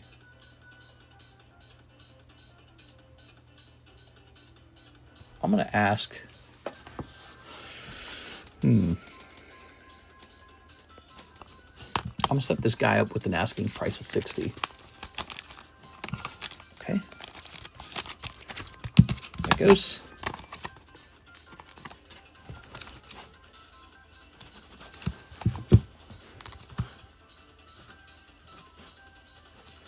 Lovely. Good. Let's see what's next. So I'm going to hit refresh. Now we're going to click on the queue.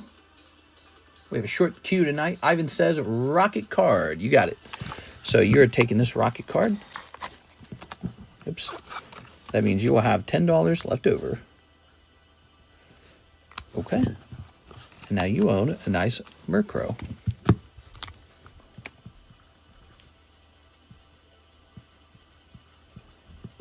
Okay. Very good. Shaboink. Okay. How about Spidops? That's a cool one. Quiet the night, huh? Quiet the night, boys. I like the quiet. What's going on in your lives, guys? You want to talk about something? Let's see. I want to be as quiet as possible. Don't leave me hanging here, guys. I like to talk. I like to talk. Somebody complain about something. Let's see. Spidops. Team Rocket. Let's say Spidops, Team Glory, Japanese. Working for the cardboard. He works hard for the money. So hard, honey, honey. Okay. Well, Spidops is not terribly expensive. Which is okay, because he's kind of like a new Pokemon. Okay, we have a little $38 Spidops for you. Day one, new gig. New gig? Ooh. That is a Mewtwo from 2019 Tag Team. All right, let's see. All right, this music's killing me. What are we listening to?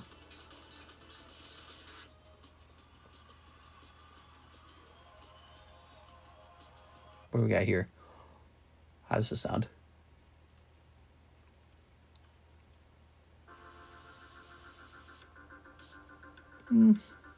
Problem is I've heard it too many times. Let's jump back to this Earthbound. All right. Your doctor gave you the foundation, but will actually listen to your doctor this time. But will you actually listen to your doctor? I'm going to try and stream less, guys. Yeah, I'm going to try. I think I'm going to try. All right. So we're going to just say Tag Team Mewtwo 054. He's not expensive. He's not so bad at all. Okay. Go to the local water park. We do have a local water park. It is a local pool, and it is tiny, and it closes at like 5 or 6 or some ridiculous low number. Okay. Here we are. Oh. This is lovely. This is No Rarity Kadabra. Such a nice card.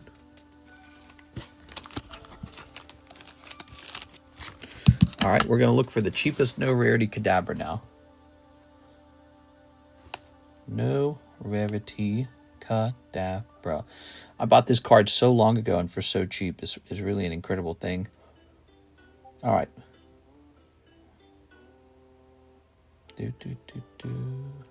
So the PSA 7 is $103. Wow. Okay, we got a 5.5 from TAG. So let's say it's like a 5. I think I'm going to set it up for about $40. Yeah. Mr. Zen, your pack is all packed up. I personally packed it. I did not let the mailman pick it up. So basically, your label actually says really plainly, like very visibly, that it's a super expensive package. So as a result, I'm going to be driving it to the post office myself. It should have gone out Monday, and it did not. It didn't go out Tuesday either. Today I just worked out because I told myself I wasn't going to do any work. But I need to drive that personally to the post office and drop it off by hand because I do not want the mailman touching it. We kind of live out in the middle of nowhere, and that amount of money is a lot of money out here. Like, it's a ton of money. And the mail person is somebody working minimum wage, and that package would be so easy to steal. So they don't have like cameras that watch their, so like the post office person, the mailman, they just use their own personal vehicles sometimes to do the mail. It's a rural post office. So I'm going to drop it off by hand. But yeah, I packed it up. I actually packed it up Sunday night. And when I slapped the label on it, it says in big letters, $2,500 card, Pokemon, right? It says trading card, $2,500. So it says it right on the front of the label. I was like, is that right? Is this supposed to do that? And I looked it up and it's like, yep, that's how it works. Customs wants to see it right on the label. And yes, this new label we use, we used to use a kind of label that didn't do that, so I don't know why it changed it this time. The typical label, the way it would work, is it would forward it to a forwarding company that works for USPS, and this time it just has the actual address on it. It has your address on it with the value of the card. So kind of scaring the heck out of me, and I'm going to drop it off at the post office directly. Yeah, the software went through an update, so I guess that's just how they do it now. I don't know. Yeah, it's a very different label than usual. It's almost like they just want to ship it direct. They don't want to ship it to the processing distribution hub. This is how USPS has been doing international. The way they used to do it, or the way they've been doing it, you print a label, they ship it to Illinois, Illinois processes it, and then sends it overseas. The label for that is very obscure. You don't actually see anything. You can't tell what's in the package at all. And so I like that label. But for your package, for some reason, it printed out this hyper expensive label that reveals that the card is mega expensive. And so I'm actually quite nervous about it. And I'm not sure why it printed that label. Like, we just made a label for Lucas Launch, and it's the typical, it's the typical USPS label. Yep. It's the typical USPS International label, and it does not describe what's in the box, and it does not explain the value of the box. So I don't know what's happening. I don't know why it's showing all the value as if we're the ones sending it directly to International, but I don't know why it's doing it that way. That's what it printed for me, though. Maybe, I'm guessing it's because of the unusual price of the package. That is my bet. So that is my suspicion. But yeah, it makes me nervous. It's an awful lot of money, and I don't like that. Anyways, I'm almost here's how nervous I am about it showing off the value of the item on the freaking label itself. Because when I ship domestic, if I ship, here's your boy Russ. If I ship him a $2,500 card, the box does not say that. Nowhere on the box will it say $2,500. It will not say that. But you've got your box right on the label, $2,500. Why? I don't like it. I don't like it. It makes me super nervous that someone's going to steal it. So I'm halfway tempted to open the box back up and put like an air tag in it or something, in case somebody tries to steal it. I don't know. Because we had a problem with one of your packages, and it makes me really nervous. So I'm just hesitating like crazy. Mr. Ascent for the Mewtwo. Oh, let me grab this. Yeah, I want to talk to AI about it, because I'm tempted to try to print another label, and I don't think the first label can be canceled, though. Actually, let me see. If I can cancel the first label, I'm going to cancel it right now. I bet you it won't let me. It's too expensive of a label. It won't let me cancel it. I've seen this before. On my Japanese packages, there's customs with prices on it, so it's normal, to be honest. Yeah, she's right. It's normal. She's right. It's normal. I just don't get it because it never does that for me. It always gives the hidden label. So I don't know why it did it for this particular package. And I certainly do not want to try and replace that Gengar. It's so expensive. So incredibly expensive. Here it is. I see the label. I'm going to attempt to cancel it and reprint it. Oh, it worked. Okay, the label's actually canceled. And so I'm going to reprint the label and see if it comes out the same way. I really don't want to ship it with the value showing. I want the normal type of label. Okay, it was refunded. So Mr. Zen, I'm now going to try and print it a second time. Okay, you ready? So hopefully it does a different thing.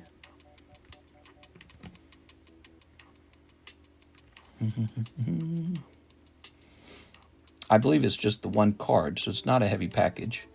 And we went with a priority shipping, which is the higher quality shipping. And now for the customs form, what we did, we're going to say plain card,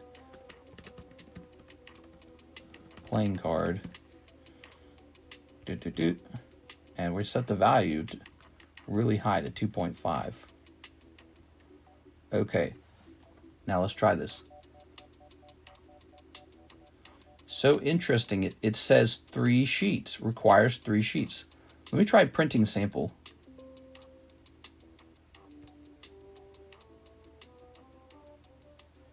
I'm debating on getting the Switch 2. I got my invite from Nintendo.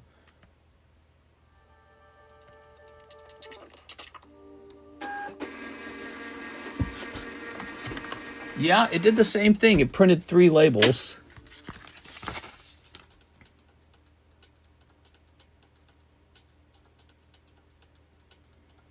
So here's another thought I have. The label cuts off a little bit. It's almost as if it was not designed to use this 6x4 label, meaning that the here's my phone number, and it's slightly not showing at the top. So the phone number is sort of cut off. So anything else important cut off? I noticed that the last time too, and that made me nervous as well. My phone number's not on the other label. You can't see my number on it. So that also made me nervous. I wonder if we can change the margins on the printing, but I don't think so. So let me try printing it for real this time. It would be very easy for me to just slap this label back on that box. Okay, so that will be very easy, Mr. Zen. So there are the 3 labels. Oh, good. It actually printed it a little better this time. It actually shows my number a little bit. Yes, so there were some very important numbers that were actually supposed to be showing on the other label, and I noted that they were cut off. And they are actually on this label. I'm actually glad we stopped and did that. I was just way too nervous with it. Everything about it was stinky. The 2.5 showing right on the front of the box, I didn't like that one bit. And then also this trouble with the numbers not showing. So, but this time the numbers are showing. So I don't know why that is. Maybe it's just the centering of the label feeder. That's probably what it is. It's probably a bit off to the side. But it came out nicer this time. So we've got your label. The box is already packaged up. I just put the label on it. So, and then I need to drive it to the post office. I'm going to hand deliver it. It's too expensive. It scares the crap out of me. I'm not going to let Bucktooth Charlie take your package from my package container. No way. Damn, Tammy. Nintendo inviting you places. What? She gets invited and not me? All right, let's see what you guys are saying. 2004 was a good year for the Sox documentary called The Comeback. Is a 3-part series. What's up? Hey, what's up, Six? I'm debating on getting the Switch 2. I got my invite from Nintendo directly, but I don't know if I want it. How you doing, Russ? Of course you want it, Tammy. Hi, all. All right, so David Velez, live custom waifu shuffled. David Velez. Here goes. Cold. All right, that's a cold live custom. How about this waifu shuffle? Maybe you can get super lucky and pull like a $300 signature card here. These are your odds. Do you see that? But it's possible. That's what's fun. It's actually possible. 1, 2, 3. Ready? Boom. Ah, it's a cold one. All right, you got a cold one. That's all right. David Velez. Better luck on it on the next try. This Kadabra is so lovely. I'm going to put him in the Poke Shuffle. What this is a no rarity Kadabra, meaning he's like first edition Japanese. He's one of my favorite. The no rarity collection was one of my favorite Pokemon card sets, and I have them to this day still grading. I bought them for pennies. I mean, they were so cheap when I bought them because nobody knew about them. And now they're worth, this card here, $40 for just a 5.5 is really crazy. Here it is. But back then, nobody really knew what no rarity was. And I helped bring a lot of attention to it. Player 001 was sent to prison for hugging a woman forcefully from Squid Games. Oh, yeah. I heard about that. I remember that. That was a couple years ago. That was like a year or two ago. James Beam. He wants the Mewtwo. You got it, Mr. James. That is from Tag Team All-Stars. Just a leftover holographic card I probably found somewhere. And I said, send it out. I grade most things. I just send it all out. Okay, Mr. Grant says one spot in the Giovanni Gyarados break. Oh, yes, good choice. Okay, let's find it. It's a great card. It's a classic card. I mean, it's always going to be good. This is the kind of card that doesn't fluctuate downwards. Fluctuates upwards over time. Grant J. Kwan. Yeah, this is a quality card. Okay. So, like, the Eevee's an experiment, but this is not an experiment. It is. Let's go find that Pokeball. Thank you, Mr. Grant. Tonight, it's primarily been breaks that are selling. We have breaks. Breaks you cannot buy at Walmart. Breaks you cannot buy on eBay. Here's 5. Although, what you could buy on eBay is like a Gym 2-pack. Open it up, try to pull the Gyarados, try to grade the Gyarados. So, in another way, it does exist on eBay. But I think this is a nicer way to do it. There it is. That Gyarados in real life looks so much better. But yes, here it is. Beautiful card. All right. Good. We have an order now from our friend Nicholas Lloyd. Shipping slabs only. Nicholas Lloyd. Okay, Nicholas. Well, that should be pretty easy. You didn't have like 20 slabs, right? You just got a couple slabs? 6, I give you consent to hug Dexter for me. What?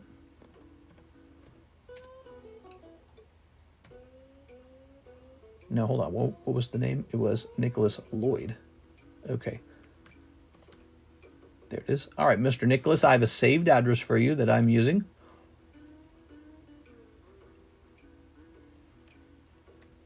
Seven by 4 by 4.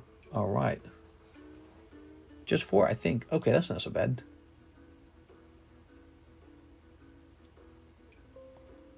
We are currently verifying up-to-date rates. What shall we price up next? How about this thing? We only had one of these in the return. That's pretty fun.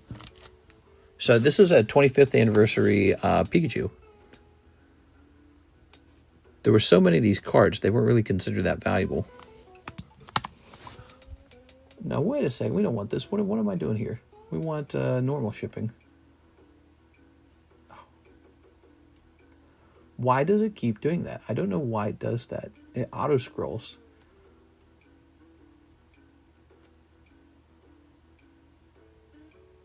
There has to be some explanation for the auto-scroll. There it goes. Wow. It even tried to auto-scroll when I went slow.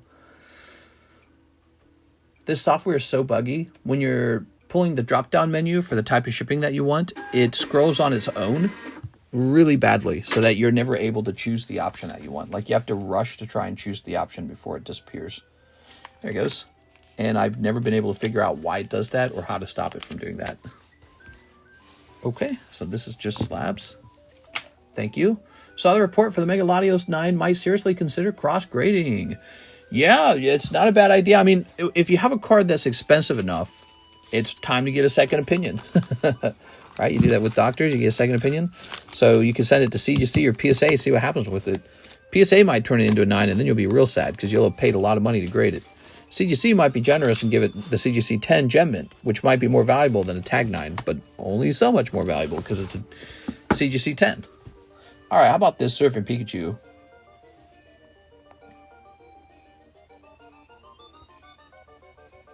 Surfing Pikachu V Max. Okay, there is one for sale. They want about 65 for it. Okay. Do, do, do, do, do, do, do, do, do. Wow, he's a cute one. And let's see what else. Ooh, what about this, guys? Oh, did you guys know there's a gem break going on? Here it is. I should make you aware. So we added 2 breaks to the table. We added this Rocket Zapdos gym break from actual Gym Challenge. Gym 2 is what PSA calls it, but I think it's Challenge from the Darkness. Is that what it's called in Japanese? But this is the 25th anniversary remake of it. Looks fantastic. Beautiful card. And then we also added this Pikachu. So this Pikachu is a short break. It'll only have 5 spots in it, and it will help the star card move forward. We also, people requested that we get back to this. Here it is. So there it is. And then we have this beautiful Team Rocket's Tyranitar. I kind of want to keep one of these for myself. I like this card. Here it is. Let's go ahead and get a price on him, though. Tag 10. Team Rockets Tyranitar. None for sale? Let's check PSA 10. Give me a minute.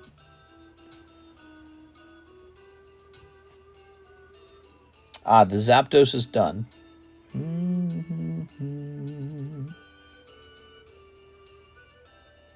So, I can't find one.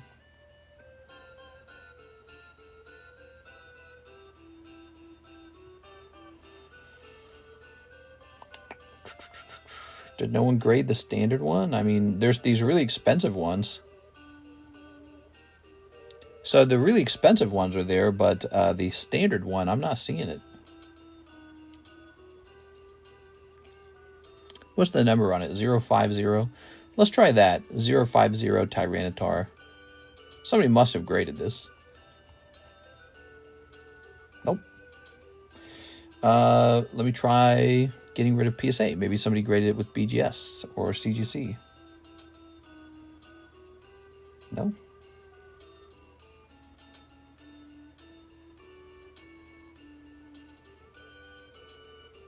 Wow, this music's really annoying. All right, so I cannot find one at all. We have a lovely looking one from TAG. Turn this down a little bit. Can we just skip forward? There we go. There we go. Why didn't I do that sooner? Just skip. All right. Sometimes the problem is some songs sound really good like the first time you hear it, but by the time you've heard it 30 times, you're like, all right, no more of that one. So there's just none of these for sale. I can just kind of set up my own price. Let's sell it for $50. $50. And let's put it in the Poke Shuffle. I like the Poke Shuffle, and it needs a good card like this. We just had the Slowbro come out, and he was 55, wasn't he? Okay. I'm fat and hungry. 1, 2, 3, 4, 5, 6, 7, 8, 9, 10. There we go. Has anyone pulled the Victini from English yet? The Victini from English. No. Saw the report for the Mega. Oh, I already read that. Okay, this one's going to say PSA. Not PSA. What am I doing? Not PSA. I'm being stupid. Okay, this is going to say tag 10 Tyranitar number 050. I'll put the little C mark on it. It's a good one. Here we are. I've been having some pretty steady weight loss. My plan to just eat less food is really working. The solution for weight loss is not very complicated. You just have to eat less food. You actually don't even have to exercise. You can just eat way less food and you definitely will lose weight. But exercise is very important. It's just interesting because oftentimes when you think about getting in shape, you have like this more compound image in your mind of like a healthy person, and you're like, oh, I'm going to be buff or something, you know what I mean? But it's really, if you want to lose weight, you really do just eat very little food. Here we are. All right. here's, I found that the AIs are really useful for the weight loss too. Like they can give really good advice, and you can actually tell them exactly what you ate for the whole day, and they will just go calculate the caloric value of all those things without having to plug it all into like MyFitnessPal. You know, MyFitnessPal, you don't have to use that anymore. You can just talk in person. You just talk into your AI app, and it will calculate it all for you. Go look it all up. It might make a mistake, but it's very convenient. I find that it's faster and more convenient. Much better than having to like scroll and do measurements. You can just talk and it'll translate what you said. So that's 240. What is that? 12, 1, 2, 3, 4, 5, 6, 7, 8, 9, 10, 11, 12. So that is another signature card going up into the waifu box. The waifu box is getting very stacked at this point. So this is a BGS10. Alice Lease.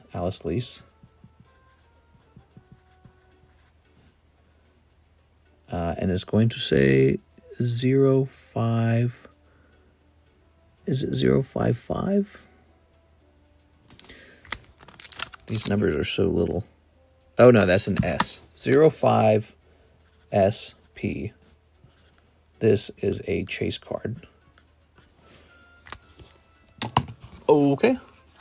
Remember Ask Jeeves? Yeah, they were always advertising that on the radio. Ask Jeeves. There we go. What was he, like an online encyclopedia or something like that? I can't remember. Remember the encyclopedia? We had the encyclopedia. Okay, David Velez taking the second spot on the Zapdos break. Here you go, David Velez. Okay.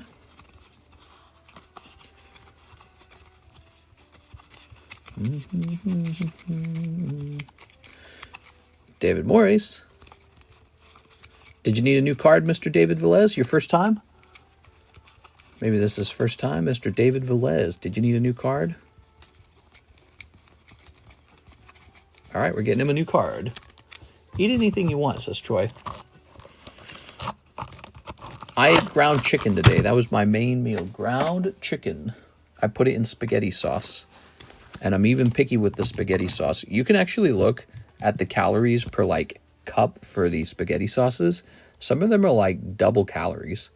Like if you get the standard tomatoes with garlic or something, it's like 50 calories per half cup, right? So that's like 100 calories for a whole cup. And then you can find some where it's like 120 calories per half cup. It's like some crazy thing. And it'll be like 3 cheese cream blend or something like that. And you're like, oh, wow. Didn't realize that these had such a gigantic variation between them. Some of them are way, way more unhealthy. All right. This shall say David Velez. Sugar sauce. Very sugar. Yes, David Velez. The sauce. I rate it a 3 out of 10. Not like we have in Europe. You go here. And Mr. He has a card already. Okay. So here's Ediberto. David, I couldn't find it. I must have missed it the first time. Toss that ugly card out of here. Now let's go find a new one. All right. Well, 3 cheeses is dense calories for just flavor. Yeah, it'd be like triple cream cheese sauce.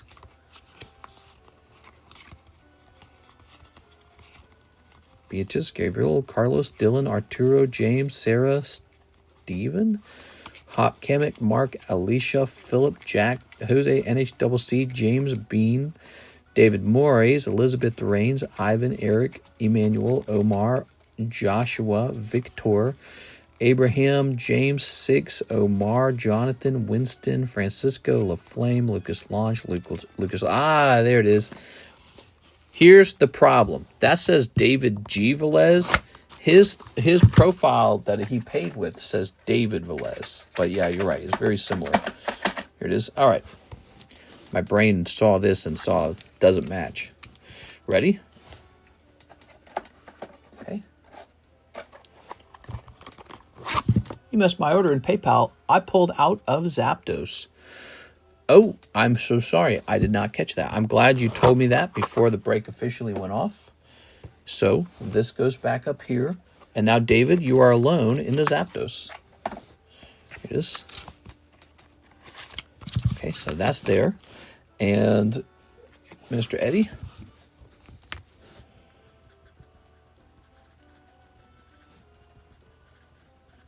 Okay, 33. You got it.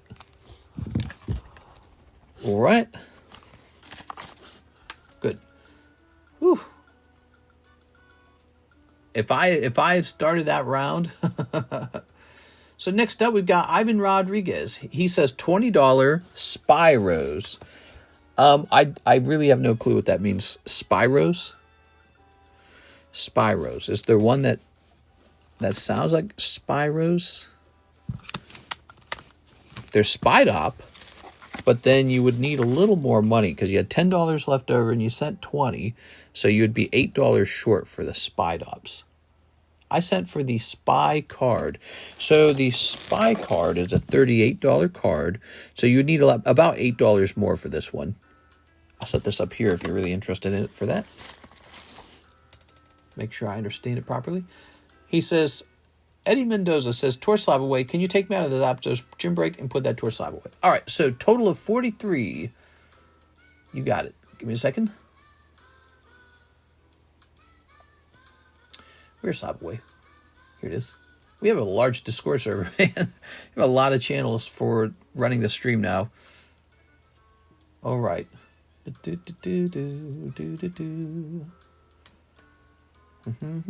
Yeah, you got a really large slab away. You got $1,180 minus 43, which gets you 1,137. 1,137.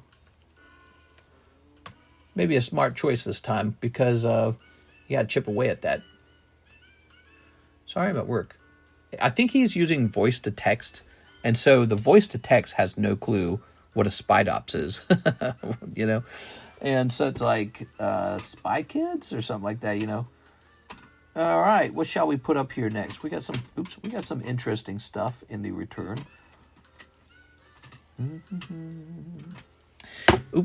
Here's a cute little Psyduck. He's pretty neat. Okay. All right.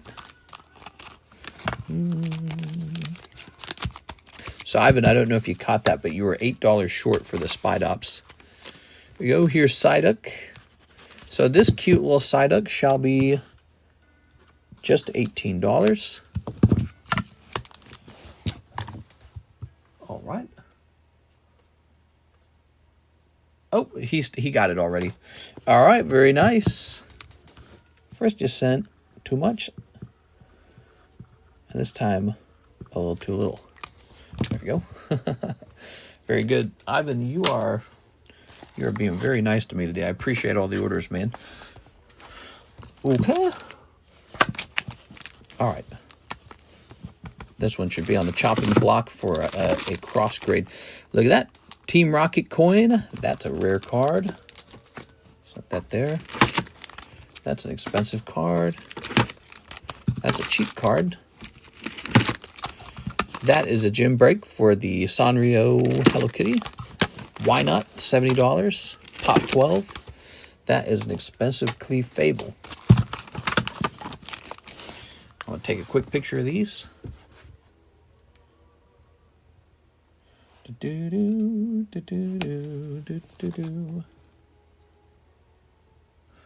Okay.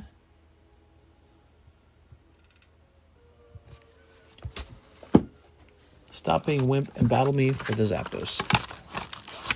All right, there it goes.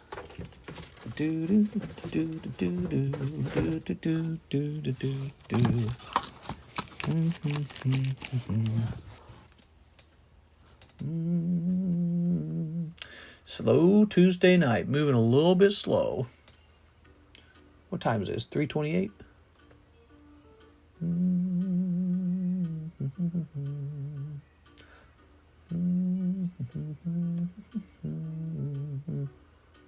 So let's go ahead and rotate these. We've got Megumin.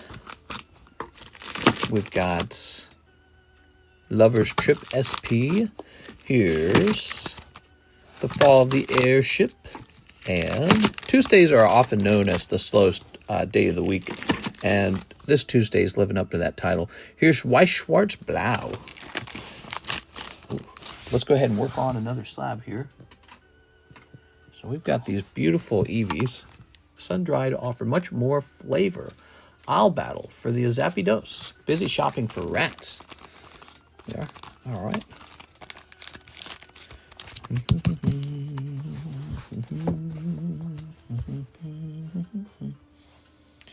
Okay, we're going to have tag 10 EV 173. All right, tag 10 EV. Let's see.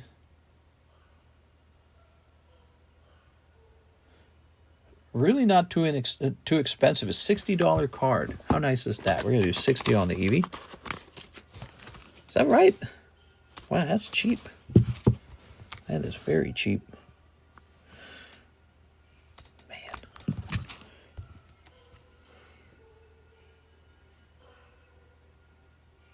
This came out in 2025.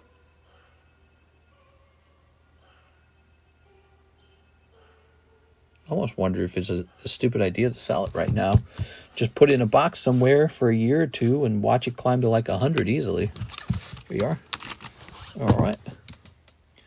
Bin Gaming Tarkov gets intense. I'm open mouth breathing over here. What? They should sell the Epstein files in tag slabs. Oh my God. All right, let's see. I just walked into an Amazon delivery station. Here's Ivan Rodriguez. Side duck. Oh, heck yeah. Side duck. Kind of like a side chick. A side duck is a lot derpier. All right.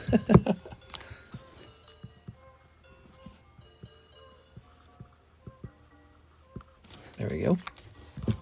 Oh, a side duck is into water play. Here's Arturo Perez. 1 waifu shuffle. Heart of the Goon. Guide me. All right, good luck, Arturo. 1, 2, 3. Good luck. I'm going to give you that card, though. It's a sexy card. Here we are. Mr. Arturo. Could be worse. You could have not picked up the sexy lady card. Oh, right. We're supposed to work on the... What did I call it? The binder break or something like that for your binder collectors. People who put cards into folders. Folder collectors, whatever you want to call it. All right. Well, the queue is empty. If you guys want to jump into anything at all, the queue is empty. And instead of putting another card up on the table, let me work on this for a moment. So here it is. These cards, I suspect, will not grade 10. You can test them yourself if you wish, but assume these are all 9 or worse, okay? So you could call them near mint if you wish. They're not bad condition. They're just probably not 10s. So this is Pikachu, SM98, and M. I'm going to say, oh, I typed in Pillachu. I got to stop typing in Pillachu. Okay, I'm going off of eBay prices, if you don't mind. Looks like he's going to be 14. So let's get this set up.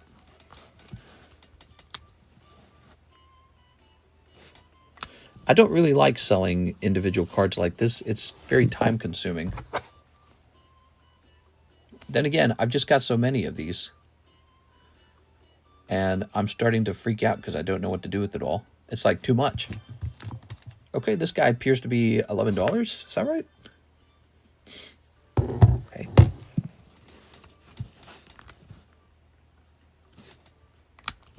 Shiinotic. Shiinotic cannot be expensive. Shiinotic.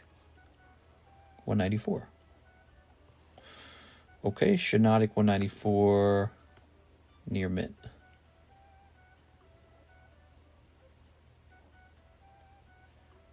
$2. Okay, so it's a $2 card. I wish I could just know that psychically and then just put $2 down on it. This melodic should be like $2, right?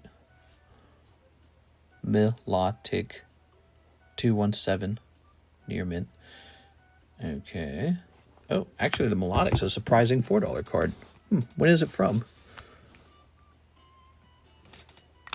Shinotic just looks terrible as a Pokemon. So this Ghastly will actually probably be expensive.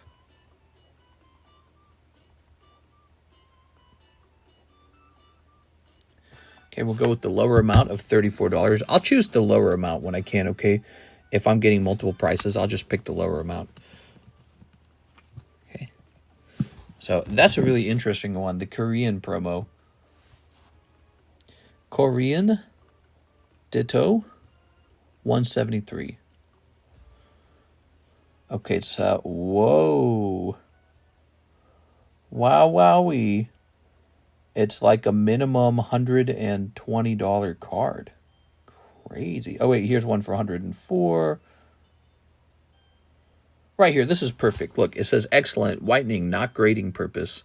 So they're actually saying this one won't grade well. And he's asking about 105 for it. That is very fascinating because when I got this, it was much cheaper than that. So that suggests the price on these has risen over time. This Mimikyu already written down for 12. Let's put these down for like $2, $1. I'm not going to screw around with these. Don't have time. Going to a concert Friday with girlfriend and her hot sister. Here's Victini. Look at that Victini. That's a cute Victini. Okay. Will this Victini really not grade 10? Did I even look at that one? I'm not sure if I looked at that one. I can't remember looking at that. Where did it even come from? That says promo on it. Oh, okay. It probably will not grade 10 if it says promo. All right, Victini 271, promo, Japanese. So we're going to go with the lower amount of 21. Oh, he's pricey. I have no clue about this girl card, man. Should girl cards be included? Wait, can I just take a picture of this? Would that work as well? Let's see if I can just take a picture of this. Hold on. I forgot eBay does that. Okay, it says, here it is, $34. Wow, very nice. Easy peasy. Here is a Rotom. So, can I just take a picture each time? Will that work each time?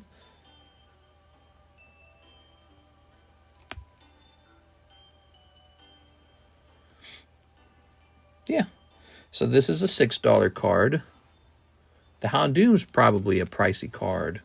I mean, you're probably fine if you graded it and it graded 9. You'd probably still make money. 35? No, wait. Here we go. Here's one. That's in Italy. No, how are these being sorted? I don't like this at all. So here we go. Okay, so there's one that comes down to like 14. So we're going to say 6, 14, that's 20. And then here's this Alakazam. So we're going to say 20. I prefer to sell slabs. So we scroll around for this guy. Okay, so he's 40. So we're at, that pile is 60. And then this cute card, this cutie. That's probably like $5. $5. Okay. So that's 65. Wait, I should write this down because it's still valuable information.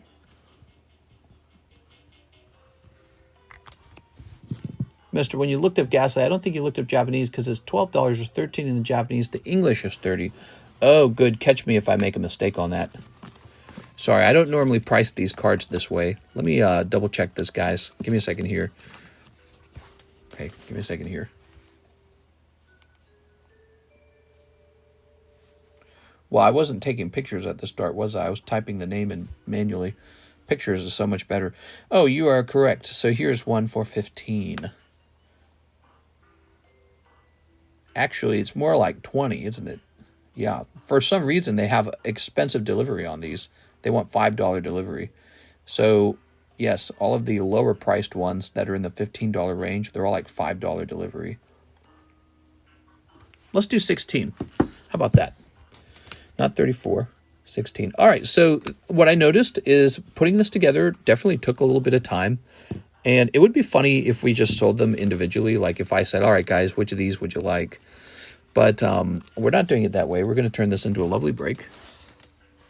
You ready? So now we need our calculator.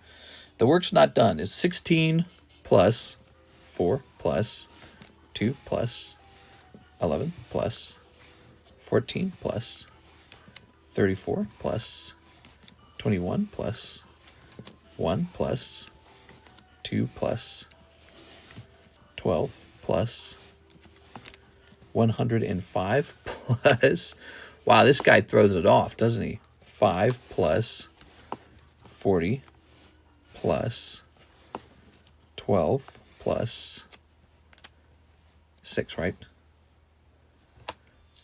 He was supposed to be 14. Him and the other thing added up to 20. So there we go. Okay, divided by 40. 7.2 spots, 7.2. Well, here's what we're going to do. We're going to round that down, not up. We're going to round down to 7 spots even. So it's going to be a 7-spot break for Poke Raw cards. Actually, as a result of all these star cards, it will be 8 spots after all, but it'll be an additional, star spot. So it'll be an additional pool. All right, there we go. This is called a binder break. We'll see if there's any interest in it.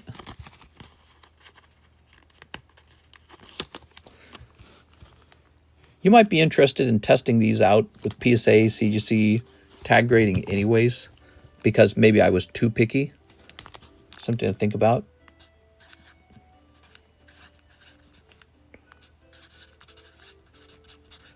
Additionally, if you're not interested in them that way, you might just put them in a folder, or you might be somebody who is interested in reselling raw cards that you pulled for 40 bucks.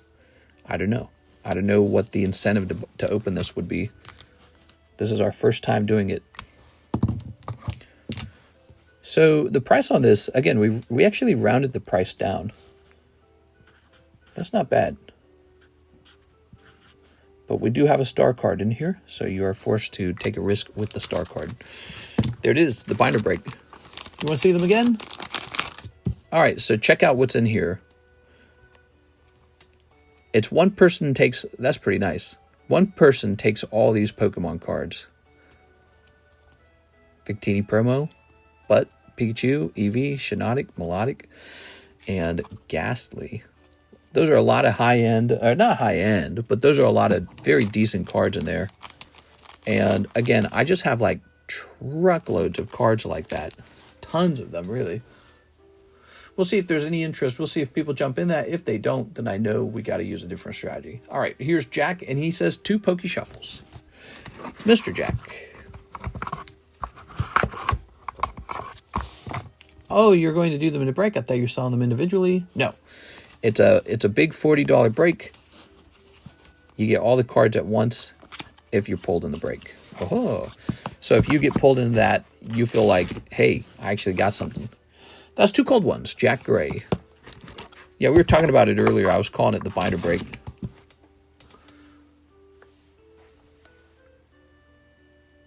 You know you can send roll cards directly through Fnatic, have CGC grade them, and auction them straight after.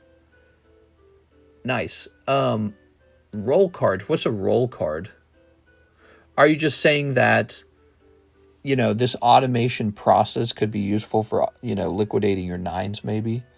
I mean, maybe it is convenient, but, you know, they have to actually turn a profit too, you know. They have to turn a profit, and you're going to be tying up capital to do that. Raw cards. I see what you're saying. All right, well, no, it's a fascinating thing. It's definitely fascinating. That market should get really bloated then. All right, there are no orders in the queue. It's 3:43 at night. When looking up Ghastly, I don't think you looked up Japanese. Okay, we already read that. Let's get another one of these fantastic slabs up here, shall we? So I like this card a lot. This Houndoom is awesome, but he really ought to be saved for a break. Sorry. I'm sorry. Actually, I don't think I brought all the mail over. I think there's some mail in the receiving area that I didn't bring to the table because we had this big tag return. I kind of want to take another look at that. Really saves margins on the shipping. The grading is cheaper and they take less of a percentage. I did not know that they took less of a percentage. That's a pretty good detail. Here we are. Look at that. Yeah, that's cool that they want to set up some sort of automated system with that, huh? It begs the question, if they're capable of doing all that, why doesn't Fanatics just buy the Pokemon cards and grade them themselves at this point, you know?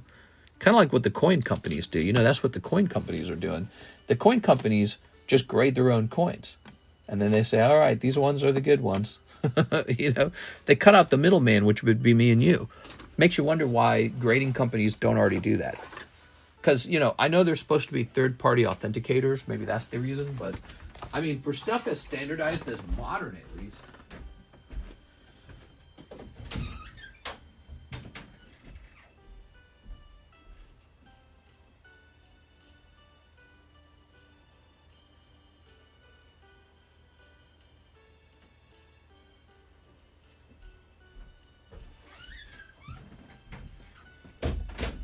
All right, here we are. I did get a little bit in the mail.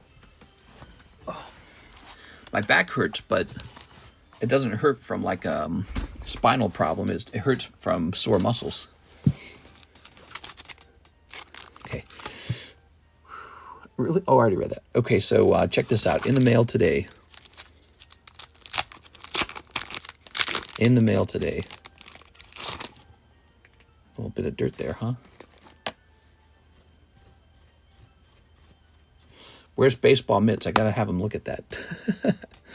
That one's got a little swirl down there by the foot. It's kind of cool. It kind of shines through. You can kind of see the swirl. There it is. That is one of my favorite cards in the hobby, is this Tyranitar. That's why we ran so many breaks on it, because I think it looks so good.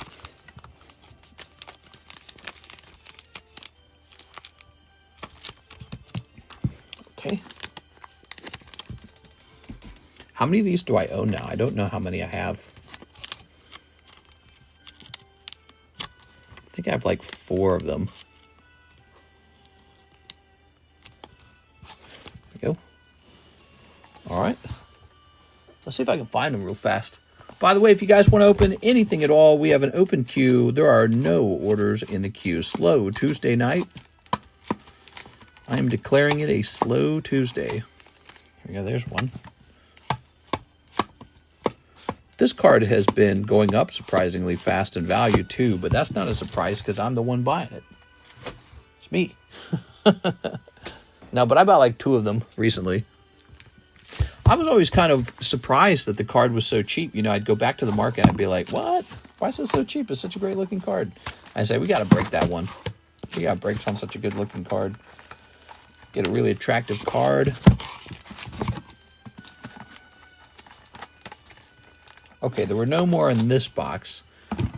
So I've checked 2 boxes for these Tyranitars. That's a great friggin' cars. He's pretty, man. He's a pretty vintage card, isn't he? From the Expedition set. Here's a cool fact. I actually pulled one of these myself and graded it 10. But I think I sold it. I shouldn't have done that. I probably said, you know what? I got the PSA 10. I got the PSA 10 English version of this. Let's just go ahead and sell the Japanese version. It's not a big deal. That's probably what I said. Derp. Should have held it. Should have held it. Should have put like a QR code sticker on the back of it, remembering the moment it got pulled. Okay, here we are. Good.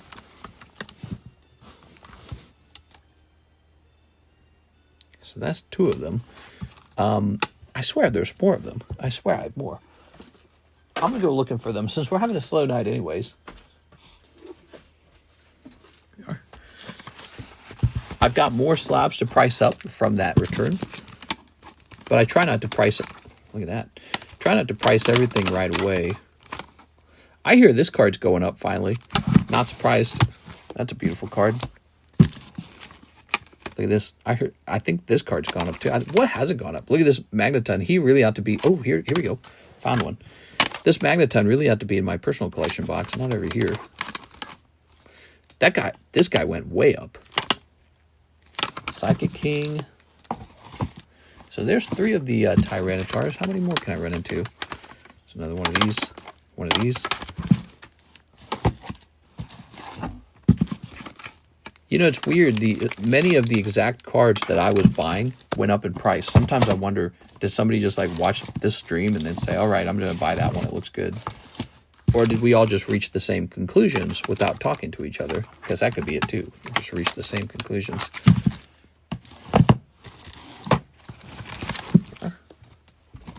If you guys want a chance to have a very good vintage card yourself, I'm going to help you with that. We have something called the Gem Heroes Break. Now, the Gem Heroes Break will give you a chance for some really cool cards. In particular, I think one of the best cards from this set is going to be the Team Rocket Scyther. Team Rocket Scyther is in this set. I think he's one of the best Team Rocket cards there is. It's a really cool card. And the baggie for this is here. So here's the vintage bag.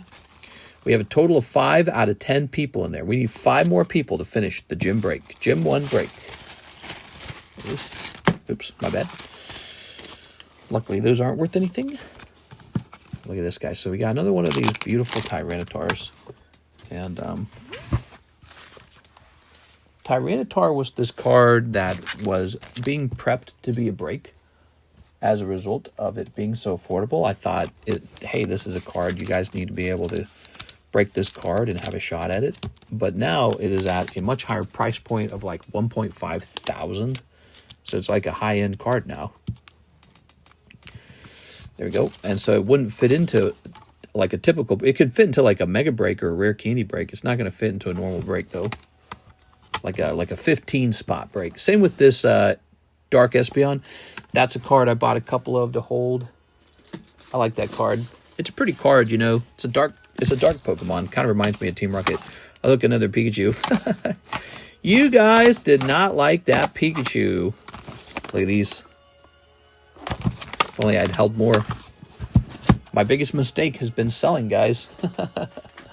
Selling and not replacing. Let me put it that way. Selling and not replacing. So it's okay to sell, but you got to replace it after you're done selling. I got 2 of these Mudkips. That's good. It's okay to sell, but you got to replace it later. Hey, this is a big card, man. This needs to go back up into my box, man. Oh, I have one of those. Those are nice. All right. This card jumped back up in price too, right?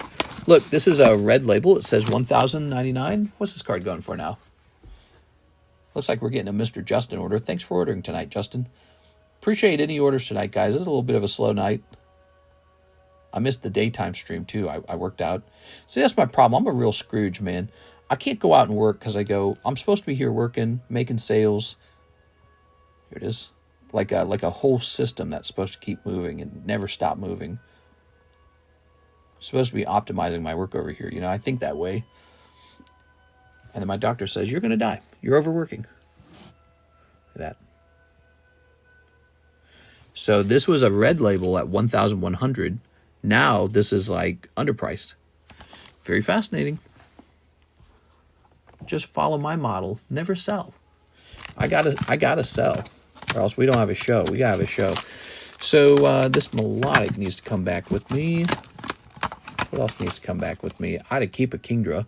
How are these Kingdras doing, by the way? Are these Kingdras exploding yet? Because these Kingdras look really nice. The Dialga.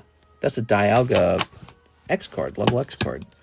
Look at that. A Rocket Returns Coughing. Okay. The Mudkip. Tentacruel is so nice looking. Delta Species.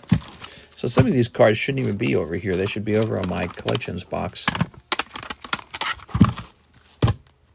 We had them over here because they were a card that you could feasibly break it and replace it. And then that all changed. These cards are eye-wateringly expensive, and you cannot just replace them anymore. All right. Just not a thing anymore. These all need fresh sleeves. Not this one. The Melodics. So I have 3 of these Melodics. Is that right? How many of these Melodics do I own? I liked this melodic. I felt that the melodic was underpriced when I ran into him. I ran into him and I said, wait a second, why is this so cheap? And it was cheap because nobody really appreciated Hidden Legends. They went, oh, it's Hidden Legends. Who cares? Hidden Legends, bleh. And that's a huge mistake to make. Because Hidden Legends is like, it's a really expensive set. It's not just expensive, it's like really, really low pop. They didn't print much of it. You have to be aware of these things. So let's see. Give me a second.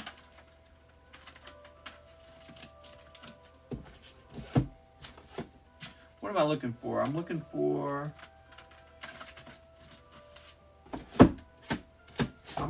if I have any more of these Tyrannotars. Actually, I have a Tyrannotar box. That's what's going on. Here we are. No, I don't have any more of them. That's interesting. So those are all of the Japanese ones that I own then. And I don't own any more after that. Oh, unless I have a Japanese box where just Japanese cards are going. Let's see.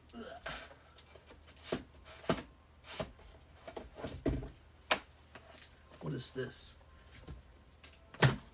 Kind of in the middle of sorting things right now. Oh yeah, here's these Dark Espeons.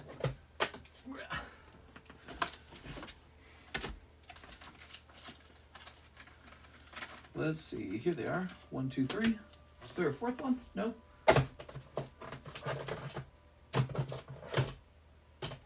Alright, so check this out.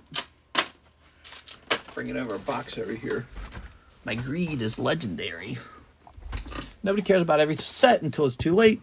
Jake said, Omega's not going to be anything crazy. Omega? What does he mean, Omega? I don't even know what you're talking about with Omega. Look, this was offered to you guys as a break and you didn't want in. That's the only reason this would still be here. And then look at this.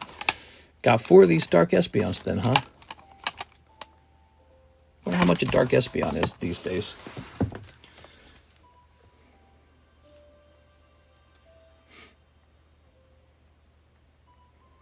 Just seems like a pity not to have the 4th one, right? Or the 5th one.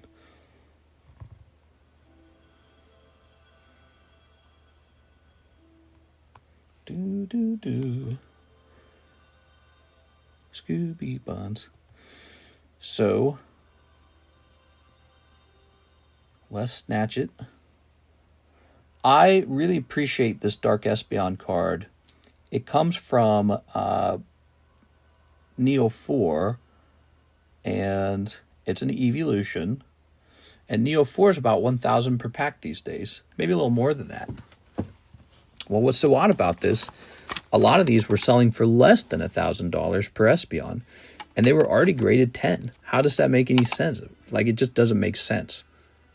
So the pack was never getting cheap, and your odds of pulling the Dark Espeon are not good. There's so many other bad cards to pull. Take a quick look in here. I think this is like modern stuff. Opened live. Cool. Oh, I did have one of the Mews. Oh, that's neat. Do I have 2 of these Charizards? I must have accidentally bought I didn't even know I had 2 of them. Must have accidentally bought more than I needed. I didn't know that.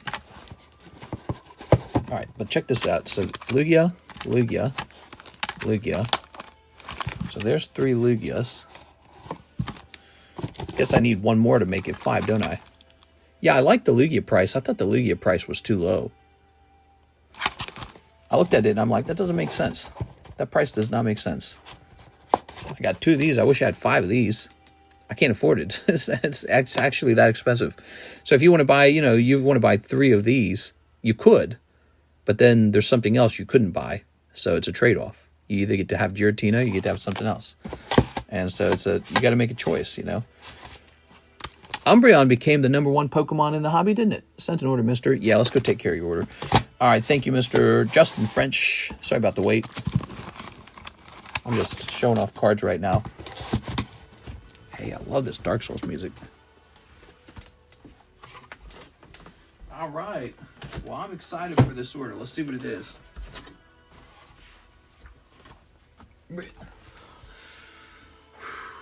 He said Mega Evolutions was just going to be nothing crazy. Who said that? Jake? Is that, can you, I don't remember his name. Bake Jake or something like that? I'm bad with names. Here we go. Click. I will never have a situation that lucky again in my life, lol. Here is Justin French, Korean Rocket Box, 8 Poke Shuffles, and shipping. You got it, man. All right.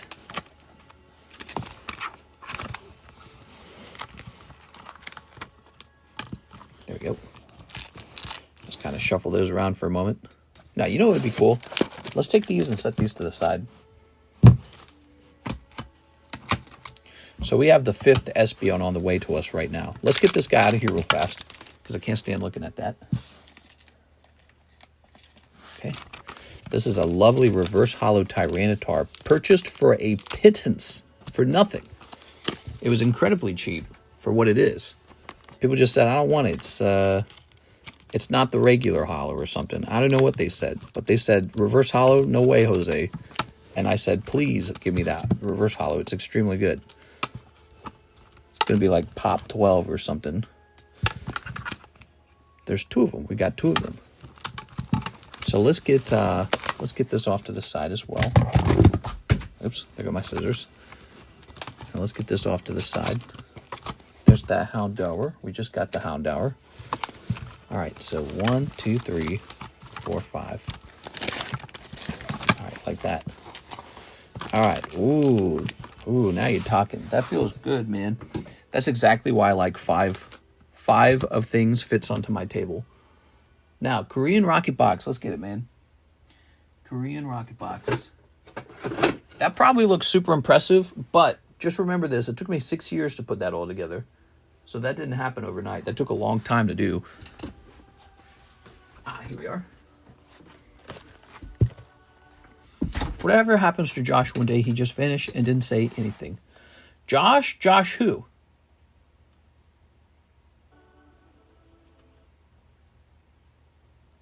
Okay. I never played Marvel Rival. Josh? Snip.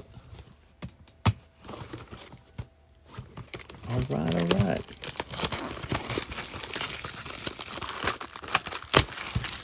How long ago did you get those 5? I might have written it down.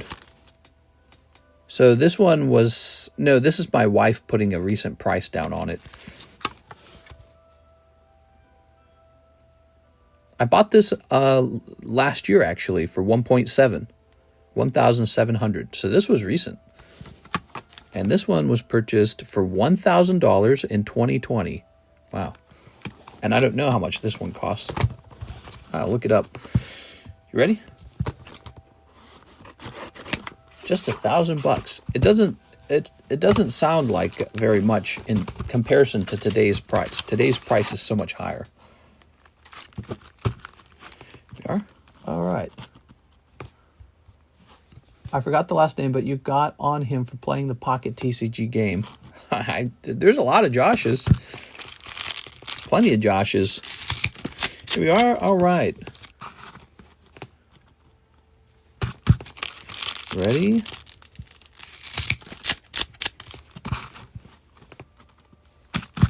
Snipping this. Okay. Snipping this. All right. And snipping this. Good.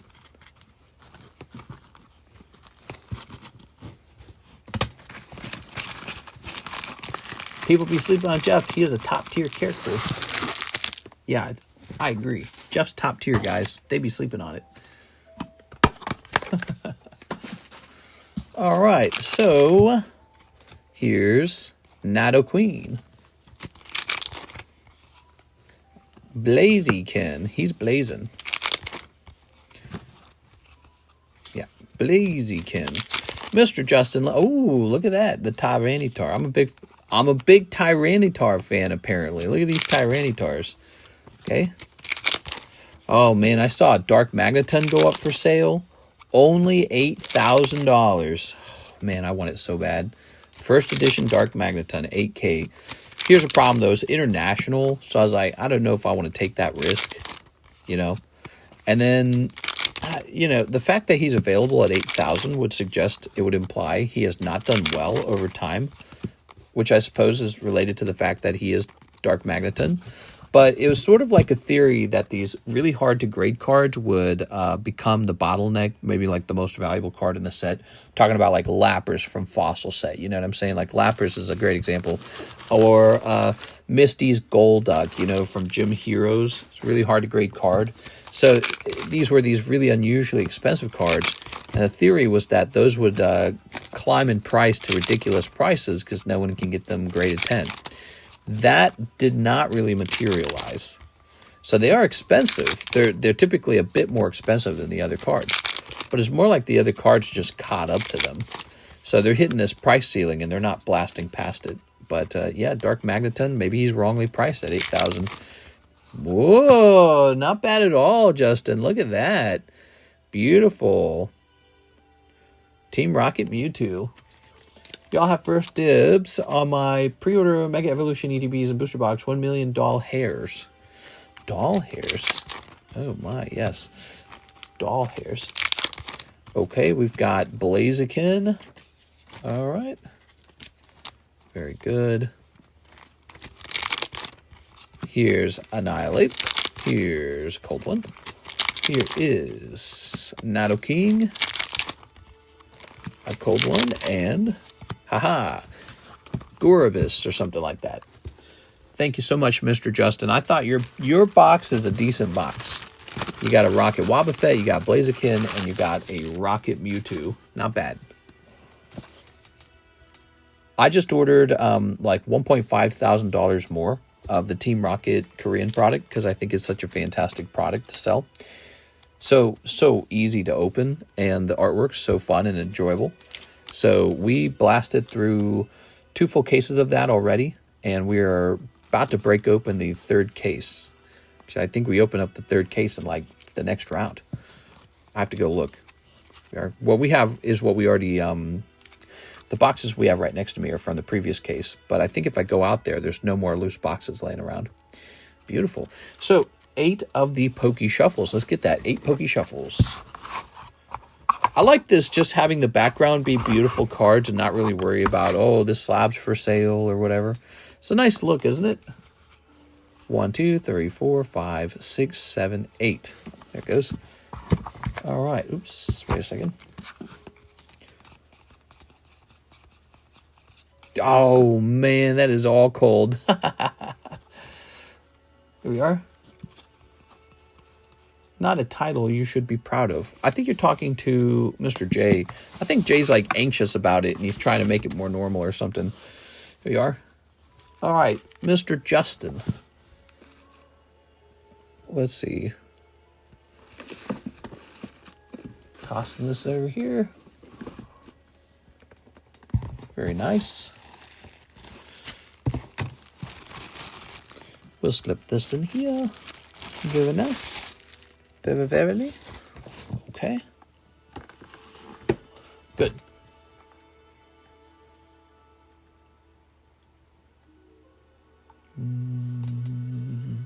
Okay. Shipping. We gotta get you shipped. Mr. Justin. Thank you, Justin.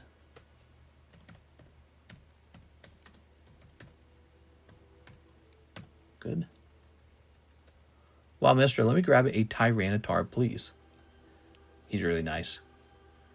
I appreciate you appreciating him. Yeah, he's one of my favorite parts of my collection. I feel like they didn't make enough... special Tyranitar cards. Like in the modern era, we have... there's the Unified Minds one, but that's like Mega Sableye focused. Then there's the Sword and Shield Battle Styles one where he's sleeping, and it's just sort of like, meh. You know, he's sleeping. He doesn't have the essence of Tyranitar in that card. And then ever since then, we have not had an alt-art Tyranitar, right? We had the AR Tyranitar from... oh, what set was the AR from? I can't remember. But I think that one just looks okay, you know. It's a nice perspective, but he just looks okay. Nothing like Shining Tyranitar or this Expedition or the Aquapolis. You know, those were some really fantastic artworks. And so we just haven't had a good Tyranitar in a while, I feel. Now, the Rocket Tyranitar, that one looks okay, but it's just a holographic, isn't it? You know, so it's going to be a common card. It's not going to be super, super, super rare. All right, Justin, thank you for that. There's the staff version, and then there's also the Pokemon Center version, so that's cool, I guess. All right.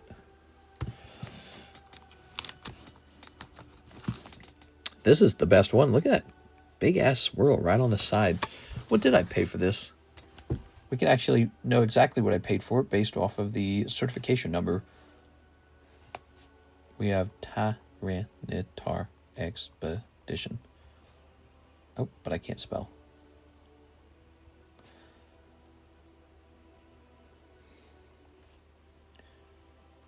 PSA 10. Okay. According to this, I bought the reverse holo for $264 and the other reverse holo for $264. So these were probably graded by the same guy. And he had two of them, and I eventually bought them both. Look at the cert number on them. They're only a few spots away from each other. So this guy sent two of these into grade, got 10s on both of them, and he said, you know what, let's sell them. Shouldn't have sold them. If he was going to sell them, he should ask for more. We used to have one for $190. Since I did not run into it, I have to assume that we did a break on it. That's cool. We have our box topper that we paid 1.4. Is this the one? Let's see. Oops.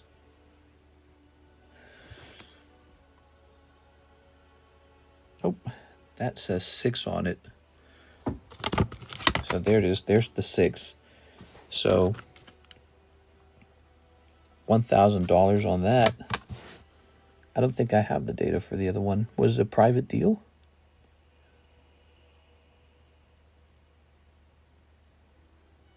Wait, is it this one? Ends in 99. Okay, so this one was from Australia for 2,400 Australian. Which I don't know. I think the Australian dollar was very weak to the US dollar at the time. Australian dollar to US dollar, 2,400 Australian. So in today's money, that is something like 1,600 USD. It's about 1.6. Might have been about 1.5 because that's actually sounding like what I remember. There's no data on this one. I either bought it too long ago that eBay has no data on it, or I did a private purchase on it. It should have been around $1,000. The other one was 1,000, and then the Australian one was 1.5 thousand. Okay, how about that, guys? This is really fun. I enjoy show and tell here. Look at that. I can't get enough of these. I love how the reverse holos, they have their own style too. Like you can really see the drawing quite well. This is the best Tyranitar artwork. I mean, Shining Tyranitar is cool, but look at this. That's hard to beat. And what's interesting is you don't see as much detail in this one. It's just a bit different looking, you know. The detail's stronger on the one on the reverse holo. Just sent in an order. Let's go take care of it. All right. I'm going to take these. These are going into my collection and not coming back out. We'll go back to breaking Tyranitars when I feel like the time is right. He's a great card. I want to help you guys get him too. Because I like him so much. But right now, the market's really scary. And we don't know what happens next. And eventually we will. Eventually the market will go sideways and it'll calm down. And we'll be cracking out all the best cards and trying to get them moved in breaks and stuff. But now is the time to hodl. So we have a big order, actually, from Hunter Tipton, 151 Japanese booster and shipping. I have slabs, but not sure if I have a bag. Okay, not sure if you have a bag. Sounds good. So I need to go get a 151 box. I'm also going to move these slabs because they're going to fall over. There's so many of them. That's from the return today.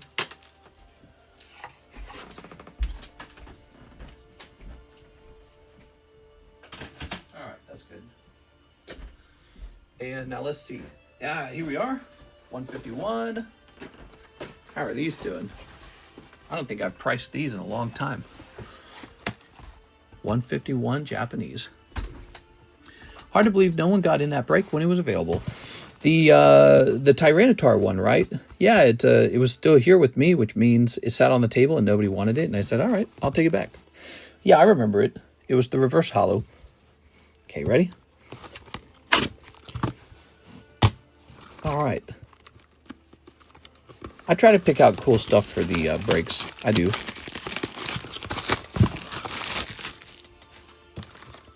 All right, let me buy a Tyranitar.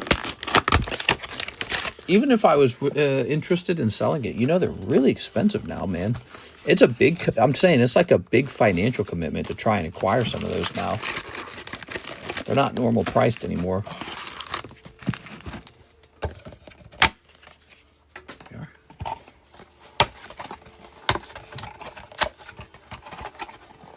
I didn't want to break it. I wanted to buy them. There we go.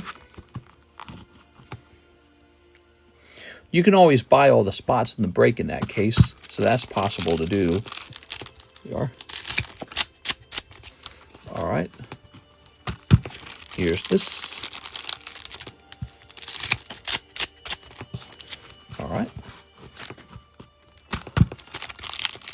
Here's this. Yeah, so anyone can just buy a break outright. You just send in for all the spots. The break is over. Okay, I've had that happen a couple times. There we go. Lovely. Tossing that away. So, Hunter Tipton, 151. Feast your eyes on 151, everybody. We've got Mew. We've got Poliwhirl. We've got, oh no. Krabby is your Master Ball. That's all right. That's because you're going to pull Altar Charizard out of a God Pack, right? So let's keep going. Jolteon. Oh yeah, I feel it. This set's going to do very well over time. Here's Poliwhirl again. Little AR for you. We've got Farfetch'd. It's Farfetch'd. Bellsprout. No, you're going to pull Giovanni. There's a lot of Giovanni cards. All right, Giovanni it is. Alakazam. Kazam. Okay, Starmie. Onyx, he is a Hard Rock Snake. Oh yeah, picking up a holographic Gengar. I count this holographic Gengar as an actual pull. There you go. I think he's fantastic. There's never enough Gengars in the world, guys. You need more. But that artwork on that Gengar is really lovely. I like that a lot. That's a great artwork. Here's an Aerodactyl. Oh, look at you pulling both Gengars. All right. That is some good fortune. You got the hollow and the reverse hollow. Okay. It's easy, you know, to pull the hollow. It is hard to pull the reverse hollow because there's such a giant pool of reverse hollows. So the reverse hollow should be worth a little more. Here's Machoke. All right. Man, it's a quiet audience tonight, man. The whole night's been kind of quiet. Here's Diglett. Did I say Diglett? I meant Douglet. Here's Gyarados. Gyat! Pokemon hobby is on fire. If it's doing this crazy in July, and July's maybe a suppressed month, what's it going to do when people start getting their tax returns back in January again? I mean, we're in July now, so you're like 6 months away from the tax return season. Will it just get crazier? Ouch, rough box. I would say so. I mean, you got for your ARs, Poliwhirl, Omastar, Machoke, right? You did pick up 2 Gengars. Don't discount that. But Master Ball, Krabby, and Giovanni's not going to cut it, is it? And then you got a whole bunch of these. Okay. All right. Do-do-do. Do-do-do. Ta-da. Okay. Here's this. And here's this.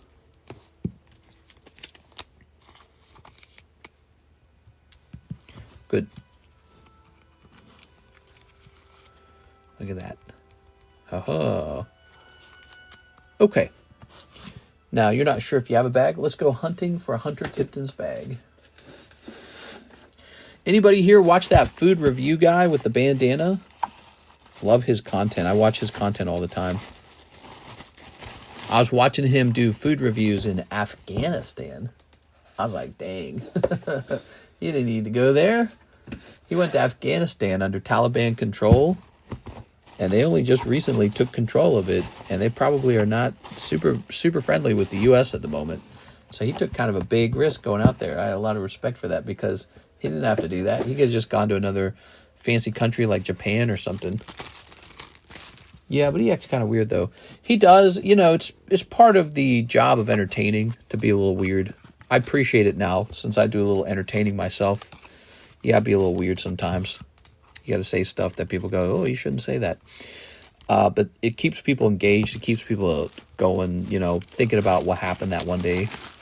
But yeah, so he does a lot of jokes and all when he's doing his food reviews. But he was in Afghanistan, and it was fun to watch that one. I really enjoyed it. He also did a video recently in Japan. He was in Japan Disney World or something like that. And just pointing out how cheap all the food was. The food was like $4, $5, $6 for Disneyland food. Or Disney World. And I was thinking, yeah, that should be shockingly expensive. What are you talking about? Why is it so cheap? But it's a fascinating thing because I'd known this about Japan already. The food in Japan's a little cheaper because it's just how their economy is. Their dollar doesn't go as far as ours, the yen. But also it's just the people out there, typically they pay a high tax and they earn a lower wage. So the economy is kind of designed around those, around that sort of financial demand. All right, so Hunter Tipton. Hunter A. Tipton. Is the tag Lucario Melmetal still for sale? Saw it on Discord. That one is no longer for sale. Thanks for asking. That one is officially waiting to be turned into a break at one point. At some point. Okay, Hunter, we're just waiting for it to accept the label. I buy it all the time. The weed farm that was busted in California recently was a good brand. I heard about that. That one was really controversial because they found child labor. So they were busting that place because they were hiring undocumented workers, and they actually found underage minors working on that marijuana weed farm. You got minors working there. That's just not right. And it was really, all the news stations reported on it right away. Wonder what happens in that case. I don't know. Yeah, I've been watching the news every here and there on the whole immigration deportation situation. We are. What do you guys think about all that? Look at this Houndour. So this is another card that we just had come in. He's lovely, isn't he? He got white dot right there. PSA used to hand out 10s to those. Not anymore. They have excellent miracle alien cookies. Weed farm, please. I grow a home. Say it ain't so. Mister, your Delta species Umbreon will stand the test of time. Great purchase at that time. Yeah, he was a whopping $1,000 card, which was considered expensive in that time period. I mean, there was so much you could buy with the $1,000. And I felt at the time that it was still wrong. I was like, this should be higher than 1,000. And so I said, all right, let's go for it. And I didn't just buy one. I didn't stop at one. I said, we're going to get a bunch of these because it's wrongly priced. And that was my analysis on that one. Just like we just acquired a couple of these Tyrannotars. So you just saw that Tyranitar joining my collection, the Japanese one. That was not the only one we purchased. How many did we purchase? Oh, here's a sad thing. I just spent $1.9 thousand reacquiring Dark Gyarados. First edition of Holo. I used to own that card. I sold it because I told myself, oh, you can sell this because it'll be easy to reacquire. So I'm buying it back like a sucker for like double what I sold it for. So lesson learned, if you love a card, do not sell it. There's no point. You're just going to buy it back anyways. But we have one Tyranitar. One just arrived. Another one's on the way. Is there a third or was it just those two? So we are one Tyranitar short of having 5 of the Japanese Tyrannotars. What is he going for right now? Expedition Tyranitar. Okay.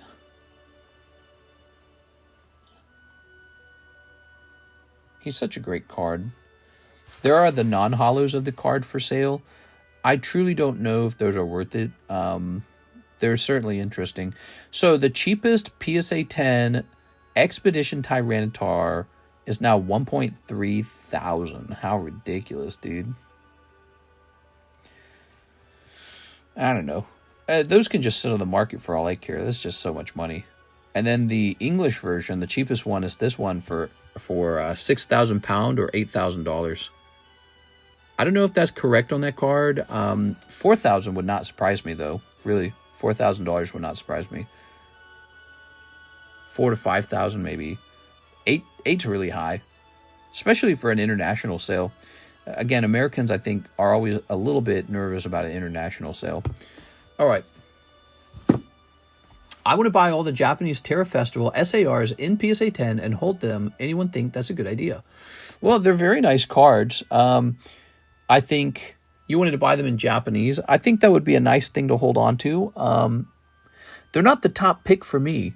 Yeah, the Terra Festival cards are very, very nice looking, but they're definitely not the top choice for me. I don't know what the top choice for me right now is. Let me put this back. I mean, obviously, you just saw me acquiring the Expedition Tyranitar, so I guess that vintage card was more valuable. For me in particular.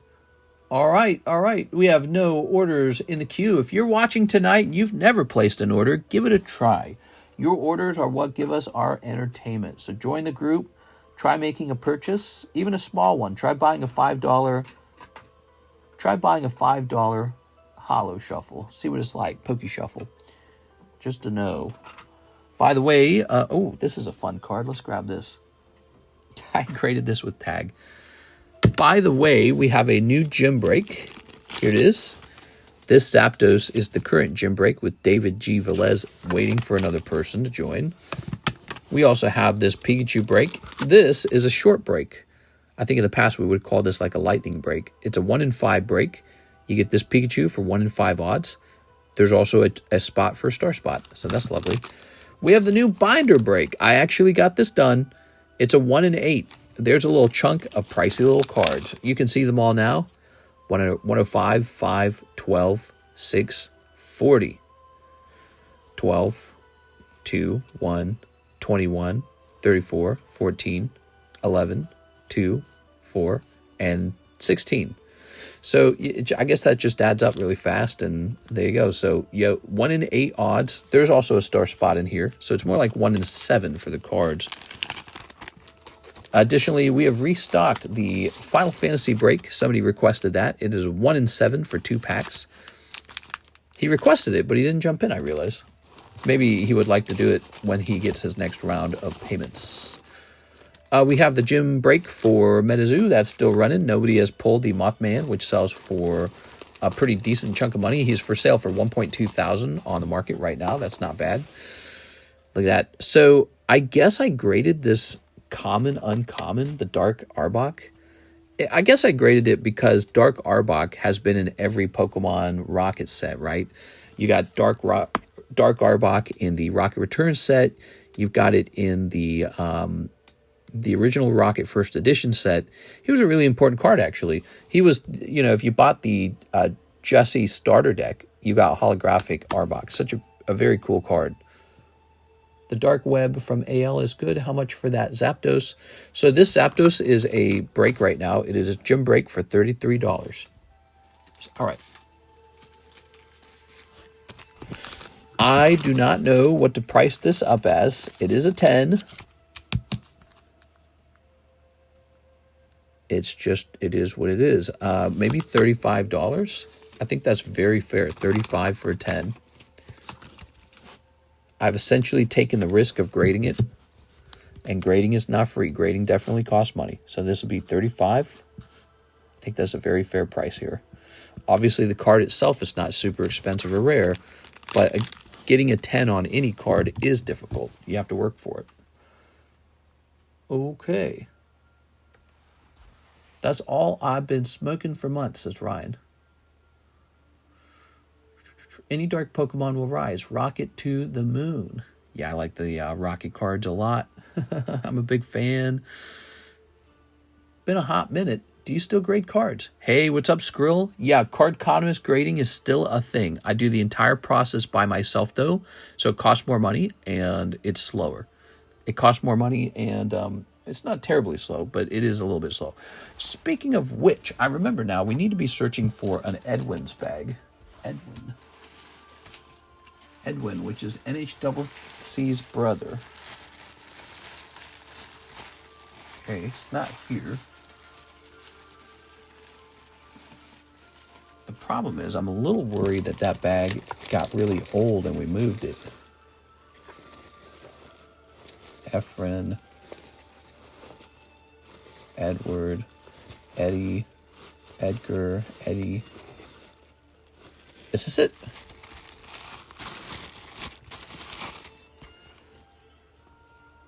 No, that's not it, is it? Let me look again. Yeah, this is it. Perfect. All right.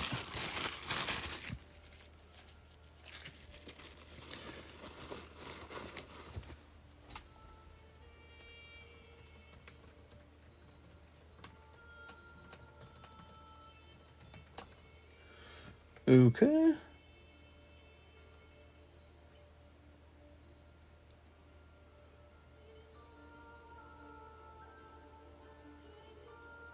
All right, let me go ahead and put this in a top loader, a semi-rigid.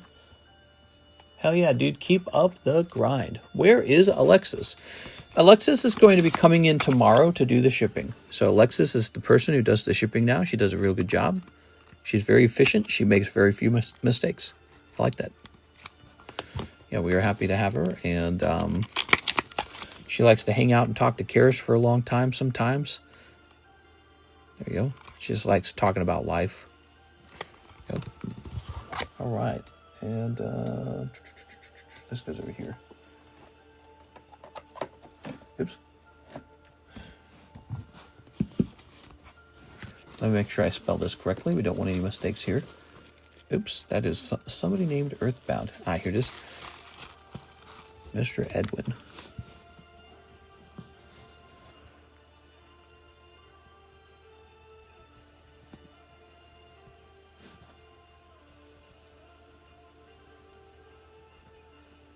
Oops. There it goes. And then this is to be sent off to grade, I think, with PSA. First time order sent. Oh, hell yeah, dude. Very cool. Davy Sugar. I gotta stop saying that. There we go. Sorry for the delay. Oh, what the hell? Okay. Let's see. We've got to hit refresh. Atomic Apple. Click on this. Mr. Maurice, he says, one spot into the Magic Final Fantasy 2-pack break. Sorry about that. Oh, were you the one that recommended it? That's so funny. Here it is. Mr. Maurice. Maurice Asperus. Is it Asperus? Maurice. No problem at all, man. All right, well, you're the first one in. Tossing that there. So we are 1 out of 7 deep. Very cool. What's a card you're always regretted selling? Well, one that often comes to mind is my very first Dark Charizard that I sold. I should not have sold any of my Dark Charizards for any reason. There's just no good reason to sell them. They just go up. And so I sold it, and it was really stupid of me. And if I'd kept it, I would have made like $6,000 in appreciation over time. All I had to do was hold it. And I said, no, I'm going to sell it. The reason it was so stupid, I was a noob, and I was selling it thinking, hell yeah, dude, I'm doing such a good job. Because I made like $100 of profit on it when I sold it, which I guess you could argue I took that and redeployed it into other cards. But I didn't know I was already sitting on a significant gem card. You know, like, you just don't even have to do anything once you own it. You're done. Other cards I've regretted selling. I mean, we were talking about that Gold Star Torchic 9 that's now going up to almost $10,000. So I could have just held him. I already knew he was a good card because he had already exploded in value for me. But I wanted to offer Mr. Anthony Kalura a nice card. He seemed like a nice guy. He was buying some stuff, and I was like, let's get him a card. And so that's his gain now. So, you know, it's funny, if Anthony Kalura lost, let's say $4,000 being unlucky on the channel, let's say he was unlucky, which I'm not saying he was. I'm just saying let's pretend. But let's say he was unlucky and lost $4,000. He made it all back up in the appreciation of that Gold Star Torchic. So he's actually completely fine. He just has to liquidate the Torchic when he wants his money back. Zardzilla is almost up to $350 in a 10. Really? The Zardzilla that I was saying I thought was underpriced? Let me see. Charizard VMAX. What were we paying for him back when we acquired him? Oh, man. He used to cost as cheap as like $130. Like, $130. Wow. And you're saying now he's almost $350. That's crazy. PSA 10, Charizard VMAX. Is this one SV 107? No. Oops. We're just gonna type in promo. Ah, there he is. Oh man, he's like $400 on my screen. Look, the cheapest one for sale is like $420. Wow. That's crazy. That's the set that, you know, we've watched Mr. Brett love, and he's been really good to us too. That's the set he's been opening, which means I hope his Charizards managed to turn into 10s. When we open up those boxes, we don't know how good those Charizards are going to be, and I hope a couple of them are grading 10 for him, because you just don't know until you know. But all he has to do is get a couple 10s on those Charizards. He'll make all his money back. He will, because that set's underpriced currently. That set is going to explode in cost as we approach the 30th anniversary, in my opinion. And so he just has to keep those and not do a bad job with them. Ooh, look at this. The Houndoom. Wow, Gem 2 jumped up in price on the menu I saw. Speaking of which, that is a great thing to check the price on, because Gem 2 was going nuts for a little while. Has Gem 2 stabilized?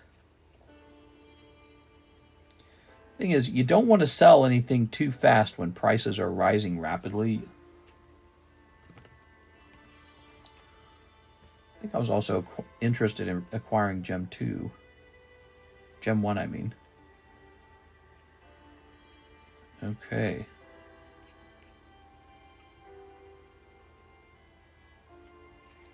Let me look. When the demand is too hot, it forces the prices up, so that the seller doesn't run out of something that's like exploding. Because Pokemon has that ability to do that. So it looks like the Gem 2 prices have stayed about the same. They're about $6 higher. That is not really a change. Sent in an order. Oh, heck yeah, dude. Appreciate these orders, guys. A little bit of a slow Tuesday night. You see that happening a lot.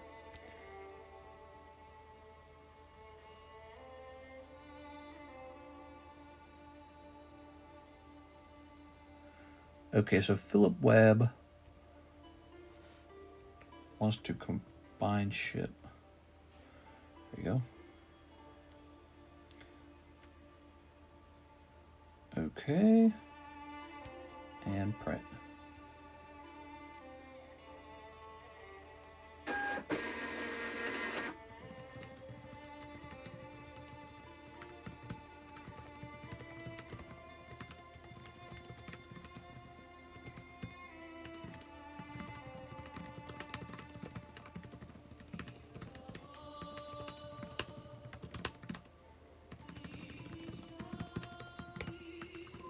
All right. What is this music? The Witcher? Hell no. Let me go grab Philip Webb's Return to Box.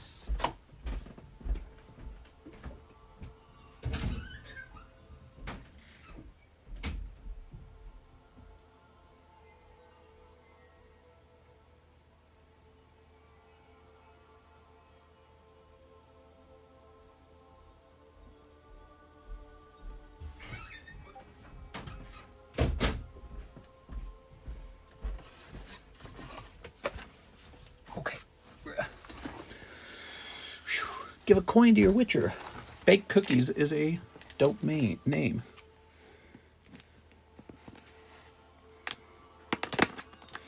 We get to open Miss Alexis's box and see her shipping quality.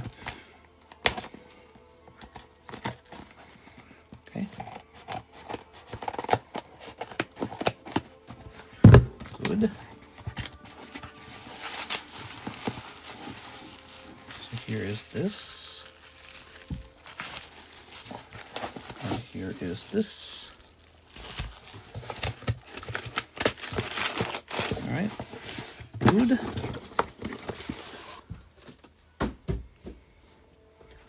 You doing a break on the Houndoom?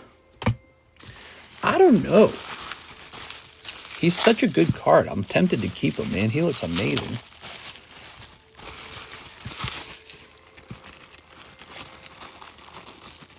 Oh, I see. Okay. We got a Philip Webb.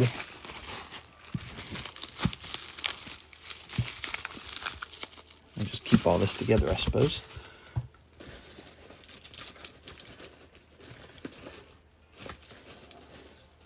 Blah, blah, blah, blah, blah. Ah, here it is. He has a pretty fat secondary bag.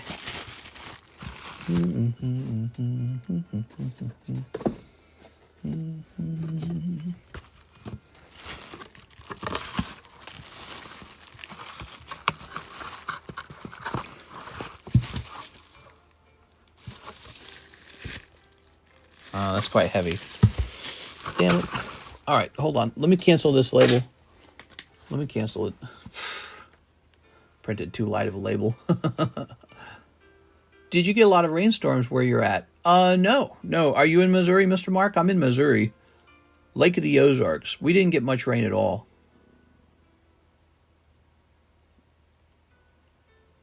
All right.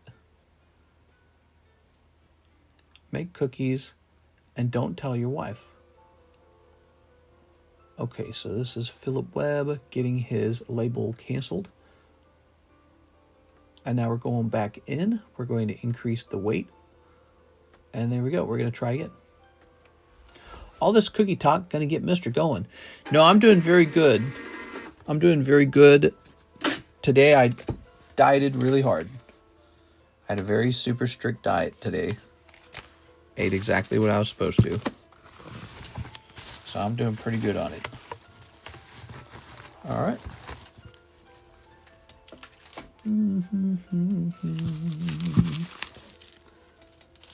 All right. Yeah, that's really nice. I have this feeling like when you go to try and get more of these to grade, they're going to be really expensive. So then your other option is to open up booster boxes. But then you're going to pull Clam Pearl, Kangaskhan, Zamazenta. You're going to pull like all these other stupid ones. I quit oatmeal raisin. Oatmeal cookies, huh? All right. Team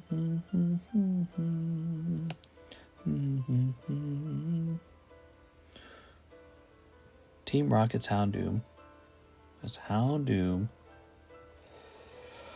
Oh no, I'm yawning.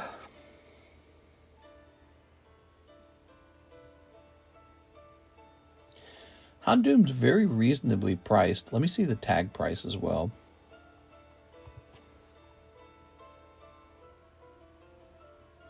Tag price is a little higher. We'll probably wait for this to turn into a quick break. I think that he'll be an easy break. He'll be a fun one.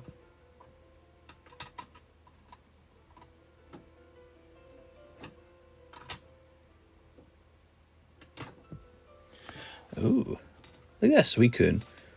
That's also from the Classic Collection. So the Classic Collection has like all these Pokemon you recognize.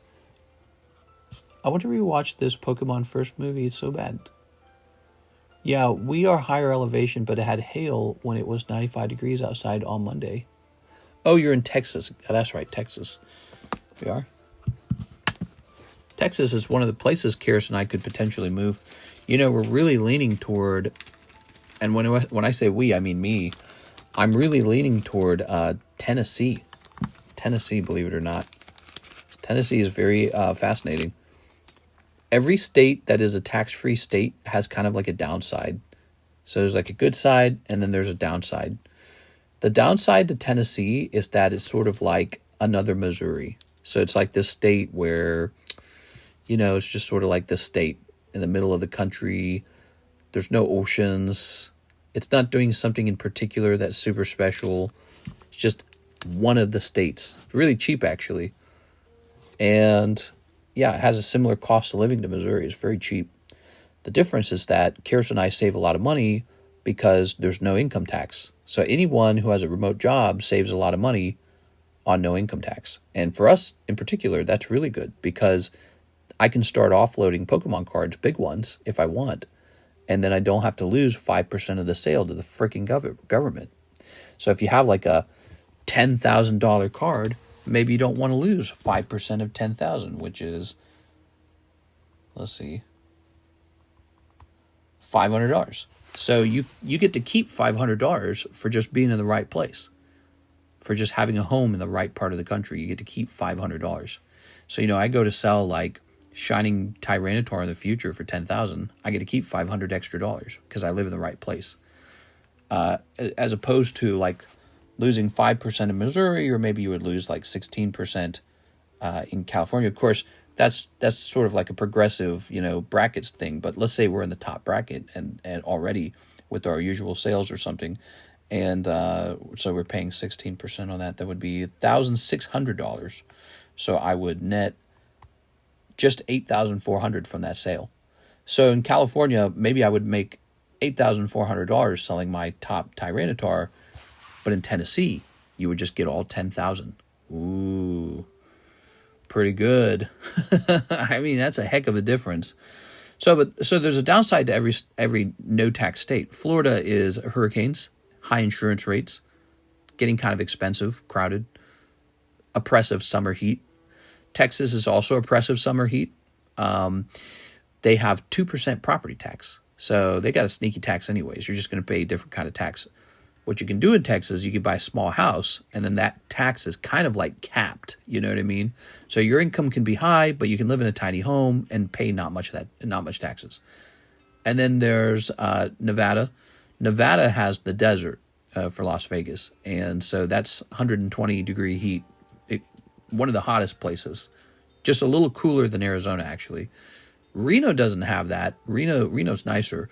Reno gets up to 100, but Reno's a very expensive place now. People have already figured it out, so they've already crowded in there. Las Vegas is getting expensive too. Las Vegas is cheaper than Reno, but Reno's pricier than Vegas. And then there's Washington, which I don't trust Washington. It's a blue state, so I don't trust that they're going to keep their low taxes. They're either going to find a new way to tax you, or they're going to just get rid of that no tax status anyways. That's why I suspect with Washington, if they do not already, I hear Washington has a capital gains tax at the state level that will potentially eat into my sale. So I don't know if that's true, though, or if they would even bother looking, but that's something that I was learning about. Wyoming, very sparsely populated. South Dakota, very sparsely populated. And then they both have barely any people living there. So those are both empty states. There's not much going on over there. Tennessee has Nashville, Knoxville. They got Nashville, is it Knoxville, and Chattanooga. So they got 3 decent places. And I also like the Tri-Cities up in the corner. I like the Tri-Cities. They're just outside of the range of the majority of the tornadoes. And so, it's fascinating when you study it all. But, man, I'm kind of leaning toward Tennessee. Tennessee is cheaper than Reno. It is. It's cheaper than Reno. So we can buy a nice big house for not very much money and hope that more people recognize Tennessee as a very solid option. And that could push up house prices anyways, Over time, that could push house prices. But then again, I feel like Reno and Las Vegas, there's more happening over there. And Texas is kind of an obvious one because of all of the investment that is going into that area. Emmanuel Valencia booster box of Korean Matchless Fighters. Oh, yes. This is so nice. Okay, here it is. Let's place this to the side real fast. My mom bought a house by I-10 that has construction going on right now. Once the construction is done, the house will be worth more. And with time, of course, my mom is good with buying houses. By I-10, I don't know where I-10 is. Oh, you're in El Paso, that's right. So, here we are. Well, that's good, man. I'm glad to hear that your mom's house price is appreciating. I think one of the things we're going to see, so, people try to buy a house as it's both a place to live, but also you're expecting it to go up in value over time. And I think that that's not possible for it to go up in value infinitely. That's not how a market works. It's not like if you ever buy something and it's guaranteed to go up, that's not a real market. That's some sort of bubble, it's fake. And so I've come to that realization. It's not a true investment. So it's like this, the stock market. The stock market has a historical return of like 7 to 8%, right? What that means, when you put your money in the stock market and make your 7 to 8%, you're only keeping up with everyone else who's doing that. You're not really making money. You're just keeping up. Your purchasing power of the dollar is keeping up with the other person's purchasing power of the dollar. So in order to really make money, you have to make over 8% return on your stock. Now you've made money. So and so you have to be able to do that, or else you're just keeping up. It's like a hygienic thing, right? And so I think it's the same way with houses. You'll either see this outcome where houses will consistently begin to move down in price, or your house moving up in price just keeps you in the same shape as everyone else. Nothing more. You're not wealthy. You'll retire. You won't be able to afford some other thing that you're not able to treat as an investment. It's an investment.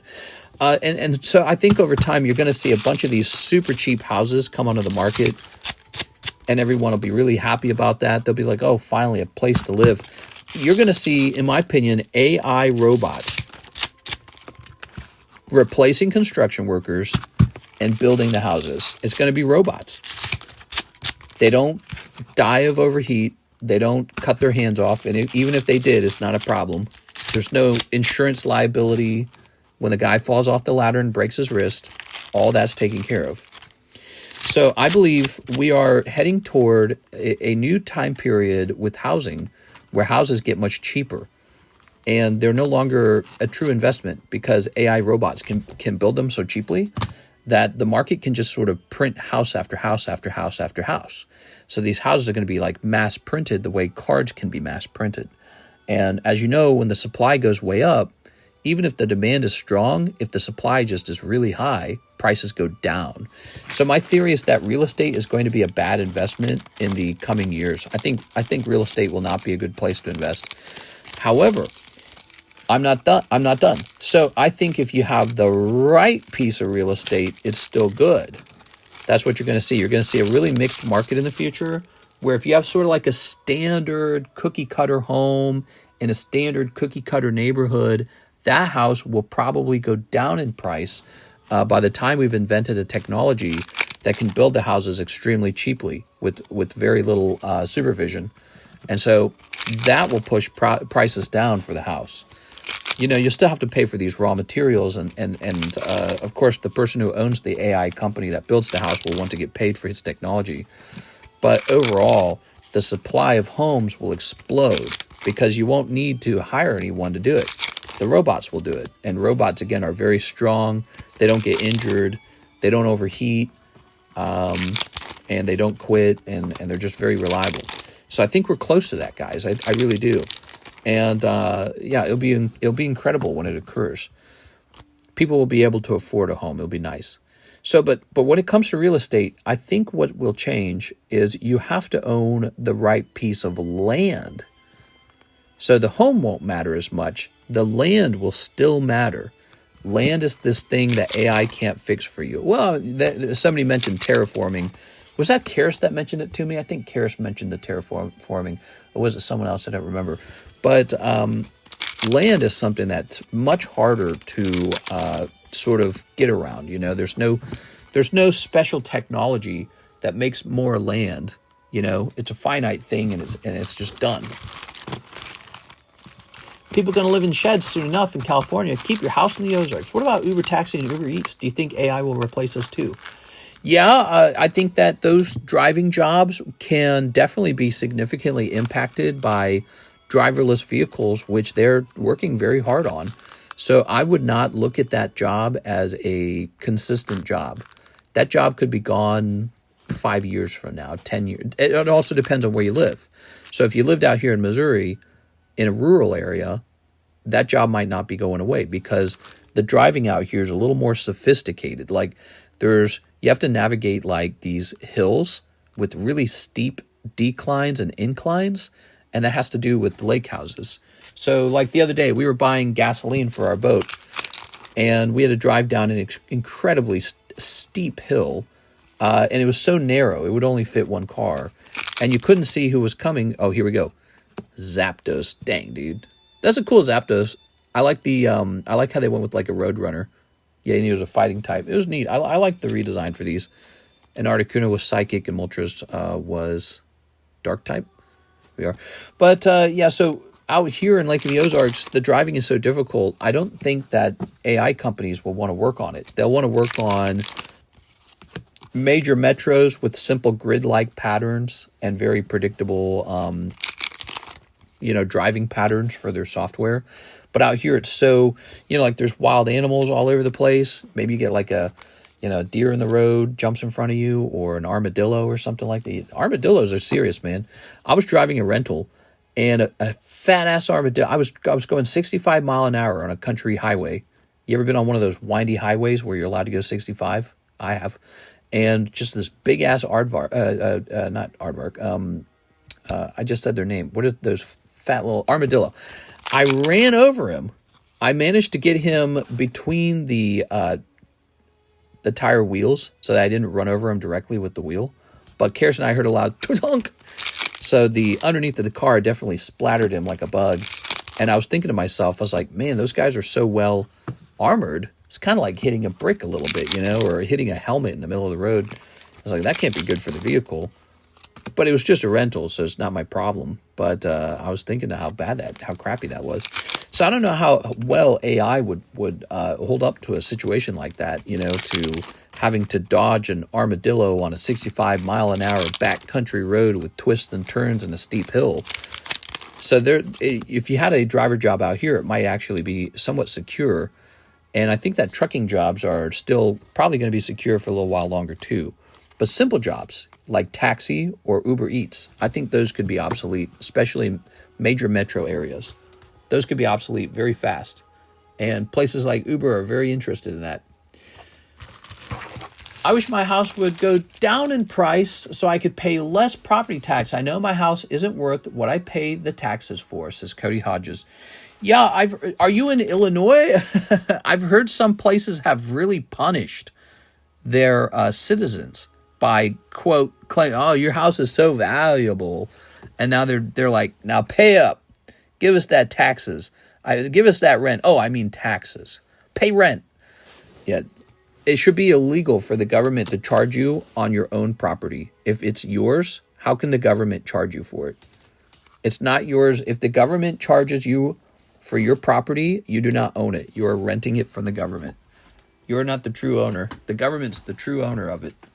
So I feel very strongly about that. Do I pay taxes every year because I own this Pikachu? Should I pay the government a tax on the value of the Pikachu every year? That would be insane. But you do that with your vehicle, you do that with your house, and the vehicle makes a little more sense because they got to do the roads and all that. But the house, it just doesn't make sense. The house is supposed to be yours. But people won't say to get rid of that either, because the reason people will generally say to keep that tax is because they want to keep taxing the wealthy people who own too many homes, right? So they go, well, you know who owns a lot of property? Rich people do. So they should keep that property taxes going. But, I think it would be fine if you simply got rid of the property tax and just raised taxes on wealthy people. That's about the same thing anyways. So I just think from a philosophical point of view, not a strictly tax point of view, you should be allowed to say that this house belongs to me and no one taxes me on it. I don't owe anyone rent, including the government. And you're not allowed to do that. All right, so... Oh no, mister, it sure is cold in Amaskillo. 65 miles per hour, mister, you speed demon. Semi will go later than taxi and food delivery. Yeah, truck drivers, those are highly trained workers half the time because they don't just drive. They often do a lot of work with securing the actual truckload. So, for example, they'll sign it in and sign it out. Maybe they'll help offload it or something like that. They have to dock it and all this. But basically, that's a security job because you have to make sure that this maybe $1 to $2 million truck full of stuff, the stuff is worth $1 to $2 million. You have to make sure that that's all accounted for and that someone's responsible for that. It might not be a good idea to just have a robot do that. You might want a real human there. Like if somebody was passing off a $1 million truck Pokemon card, I'd be like, I don't want an AI robot handing the card over. I want a human being handing it over with like a recording device, so that's what they do. And so I don't think that one will be replaced. So plus they somebody mentioned it. The first time an AI truck rolls over and kills a small family or something, a family of 4, the first time that happens, everyone will want it to be gotten rid of. So I thought that was a good argument. Although you could also say truck drivers have done that themselves. So human truck drivers have done that. But people do not want to hear about how the truck driver killed a family. Mister, so what percent is a reasonable tax for any state? Well, it depends on what you're talking about. Are you talking about income tax or are you talking about real estate tax? Because if you're talking about property tax, you already pay property tax when you purchase the home. The government charges you a huge amount of money when you buy a home. You pay a property tax up front. And then they say, you know what? That wasn't enough. You got to pay it more every year forever until you sell it. And so you're not owning the land and you don't own the home. You really do just rent it from the government every year. And it's wrong. It's wrong. It's a kind of theft. The government shouldn't own you that way. If you should be allowed to say that the property belongs to you, not the government. It's China that does that. China does the thing where you don't own the land. You just pay rent to China. America does it too. It's so shameful. And it's certainly not, I imagine it's certainly not what the founding fathers wanted. But again, a lot of people are okay with the property taxes because they go, well, I only own one home, and that rich jerk over there, he owns like 4 homes, and one of them's a castle. So they go, okay, well, the property tax is a good thing because it doesn't let rich people hide their money as much. It would be nice to truly own something while being owned simultaneously. For real, not even trying to be negative, just realistic. I want to grade my Giratina Altart Japanese, but I'm scared it will get lost. Good luck, everyone. I'm off to drive. Catch you later. What's the tax we pay on Pokemon cards? So as a business, I just pay like sales tax. So, you sell a card, you owe tax on the sale of the card. And, you've got like sales tax, and then you've got, if you turn a profit, you got to pay the government for that profit. Yeah, Mr. Semis are missiles for show. I wanted to be a truck driver, but I don't want to be away from my family and friends a lot. If you need good money, though, it's a good job because I have a friend who is a truck driver, and he showed me, one year he showed me he was being paid. So this would have been like, how long ago would this have been? This would have been like 8 years ago or something, because I haven't seen him since then because I'm all the way out here, and we just don't see each other very often. Actually, so he was I was dating this girl, and he was dating the girl's sister. So that's how we became friends. And so it was a bit of a loose friendship, because it was like this friendship of proximity to women. And we were very nerdy, though. We were very similar to each other. Very similar. Different, too, though. And he wanted to fly airplanes. He had a degree for flying airplanes. And he went to SLU, St. Louis University.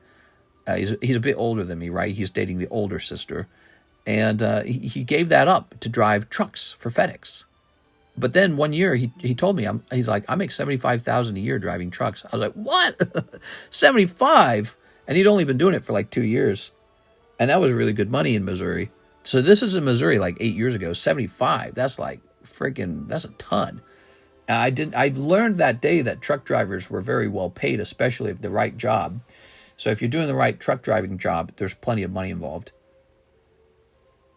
All right, guys. Well, it is 5:04 a.m. I think it's pretty safe to say there's no more orders pouring in. I think we are at the end of the night for Tuesday. It's a lovely Tuesday nighttime stream, but it was a very slow Tuesday nighttime stream. We have the tag cards now, and I'm hoping to get a couple more of them priced as time goes by. I never like to rush through a return. I like to just put 1 or 2 up at a time. I don't like to rush through. Just my style, I guess, sort of like dripping it onto the table. We have some new breaks, this really wonderful Classic Collection Pikachu and the 25th anniversary Rockets Gym Zapdos. Then we also have this guy over here, and we have this guy over here who's brand new, and we have the Gym Heroes break, which has moved really well. There's only 5 spots remaining on that, and all the other breaks. There's just a ton of breaks. We got more than you can count. There's a lot. Okay, let me order a pack, says Mark. You can order a pack if you place it right now. Can I send my Pokemon Shuffle in real quick? Yes, you can. You can send in a Pokemon Shuffle in real quick. You're going, wait. I'll buy one right now if you're cool with that, mister. Yeah, go ahead. You can buy a pack. Truck drivers make money. Yeah, I think we were talking about how we found out that the guys who drive the fuel around, those guys get hella money, man. They make really good money. But that's because if something goes wrong and your truck explodes, you're dead. So, if you're carrying around boxes for Target in your truck, no one dies. All right, Kyle Summers, 2 Truffle McShuffles. You got it. So it's hazard pay. You get paid more because your job's much more dangerous. You are. Okay, ready? 1, 2, 3. And 1, 2. Zip. Oh, 2 live. I like it. Okay, so you got something on yours. 1, 2, 3, 4, 5, 6, 7, 8. Good luck in there. This is Kyle Summers. 1 and 2. Too cold. Live shuffle or live customs. I'm sorry. Ooh, we got so many good cards for the live customs now. We got plenty. We were running kind of low, to be honest. I mean, we got plenty of slabs over here, but a lot of these slabs are sort of like the ones that take longer to sell. Like, look, here's a Wobbuffet. Here's a nice one. This is Poker Cyndaquil. Here's a PSA 9 Clefable. Yeah, it just takes longer.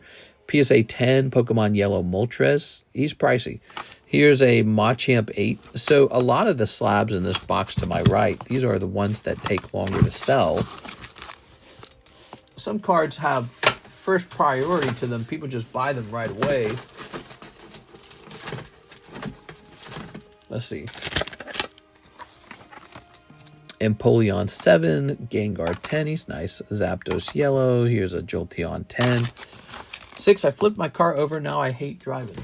You flipped your car over? Whew.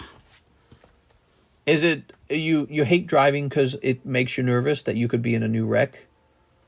I remember when I was a kid, my mom got into a head-on collision with a guy. I wasn't paying attention, but she tells us that he hit her, that he broke like the left turn rules or something like that. And I just believe her because my mom's this type where she strictly did not lie, very strictly. She was like super, super Catholic. She took all like the going to hell and all that stuff really seriously, like deeply seriously. So she could not lie. So she said, it was not my fault. This other guy did it. And it was really interesting because he came out of the car really aggressively and said, "Why'd you do that? You did it." So he was a bit of a jerk and immediately started blaming her. But I didn't actually see what caused the wreck. But it did look like she was just supposed to go straight, and he tried to use a left turn at the wrong time. That's what it looked like. And so it was a head-on collision. And ever since that collision, for like a year or two, I remember this, I got very nervous when you would drive on those roads where it's like head-on traffic, but it was just 2 lanes, one going one going forward, one going backwards, right? So it was when it was like a highway, you're going 60 miles an hour and the cars are driving straight at you and there's no barrier. Those roads made me nervous for a long time after that car wreck. Let's see. Mr., what's the safest way to buy a sealed WOTC booster box? Oh, man, there is no safe way. I guarantee you there's no safe way. Even if you can find someone reputable to buy from, you have no clue if that guy is giving you what he believes is the safe box. So you can just already own one that you're pretty sure is a real one because you bought it in a different time period. And then if you buy a new one, you can compare them against each other very closely, like the quality of the shrink. And if they're very similar, you can go, this seems real. That's about all you can do. That's about all you can do. Ever since I got into a crash, I just been scared of driving. Yeah, exactly, Six. So I experienced a head-on car collision, and my brain would play like an imaginary car crash in my head when we had head-on, cars coming head-on a highway. All right. I used to love driving. Same Six, just cruising, blasting my music. Driving is fun, except when you're stuck on traffic. All right, so we have our friend, Mr. Marcus Atkinson. He says, 1 Korean 151, 1 Korean Lost Abyss. You got it. Lost Abyss. Now, the 151, where do I keep that? Do I have an open box? I believe we got it right here. Nope, that's not it. Wait, is it mixed? Yeah, it looks like it's mixed. Yeah, here we go. We do have it. Ta-da! Looks like I still have 2 to 3 BGS slabs to price up. I saw that the Victini English is going for like 1K. Do you drive or does your wife drive? Both Karis and I drive. However, Karis really doesn't do much driving. I have been driving both of us around for the entire 12 years we've been together. I think it's 12 years. This year might be 13. I don't remember. So she and I have been together for a long time. And when I met her, she didn't drive. So I drove us to college all the time. And eventually she got her driver's license much, much later, like sometime after she graduated. Yeah, I actually remember this. So we graduated from college and then she got a job and I was driving her to that job every day. And she said, I really ought to get a license. And I was like, yeah, you need a license already. So she passed the test and started driving to work, and she's a cautious driver. She does not drive very often, but she's a cautious driver. Here we are. Mr. Market. She really, really prefers for me to drive because I do it so much. All right. She's not one of the types where she's like, oh man, driving is such a luxury. It's so good. She thinks the luxury is having someone who drives a lot do the driving and then just, get to relax in the, the passenger seat. So she's really comfortable with that. I PTSD from crashes. I usually get really tense unless I'm the one driving or select few other people. Yeah, weird. I get tense at the idea of other people driving me around too. Like I've been in Ubers more than once and I hate it. I prefer to drive like 1,000%. I hate it when someone else drives me. It makes me uncomfortable. That's because I'm a really strategic driver. I try really hard not to get into any kind of wreck. I have like an overactive mind. It like imagines car crashes while I'm driving and then it like strategizes for it. Wow, that's an expired bag, dude. Marcus Atkinson, expired bag, 424. Did you know you had this? Wait, is this your bag is this your bag, Marcus? It looks like it could be, because look, that is also Korean 151. So your bag expired, but I never collected it, and you've still got it. Oh, yo, wow, it's still there. It's still here. You're lucky.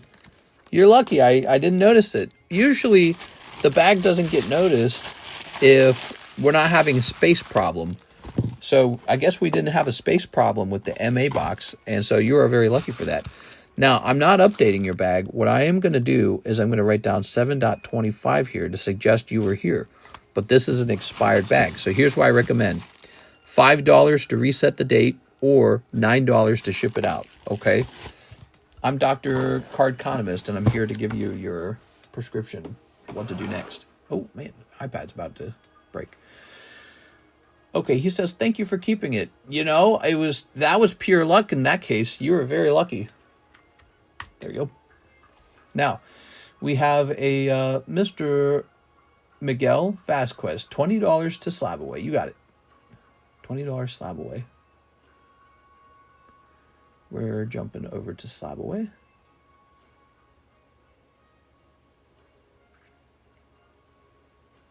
Here it is. This goes down to $215. Is that right? Yeah. $215. You really should manage to pay this one off, Miguel. Don't let it get to October, because October is closer than you think. We've got August, September, and then October. And so I can see you've paid it a little more than halfway down in that time.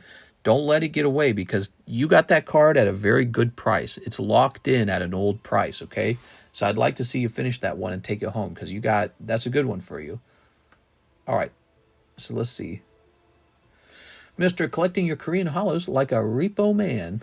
Nah, repo man. I know, mister, I'm slacking.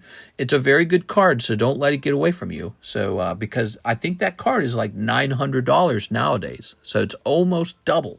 So you're very lucky. So I would definitely finish that one off. I don't think it has much value, but if it's worth giving away or adding to the stream, I'd like that. You want to give it away? Hold on, let me see.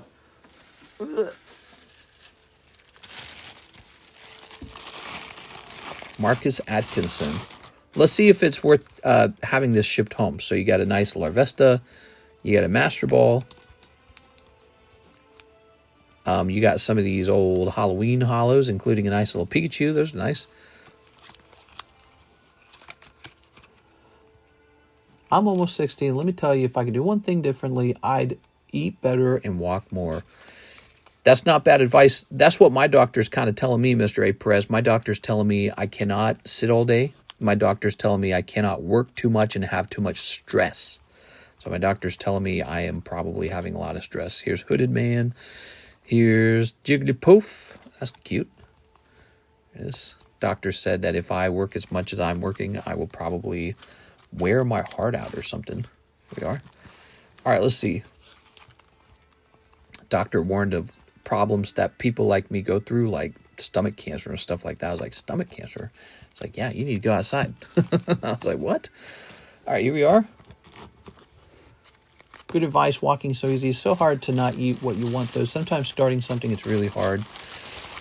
You know, if you keep at it, I find that for me, dieting has been very difficult. Like I began it and then gone back to eating unhealthy, and then I get into it, and then I go back to eating unhealthy. I find that each time I get back into it, I'm like better at it. Like I already know a lot of data. I already know how it works.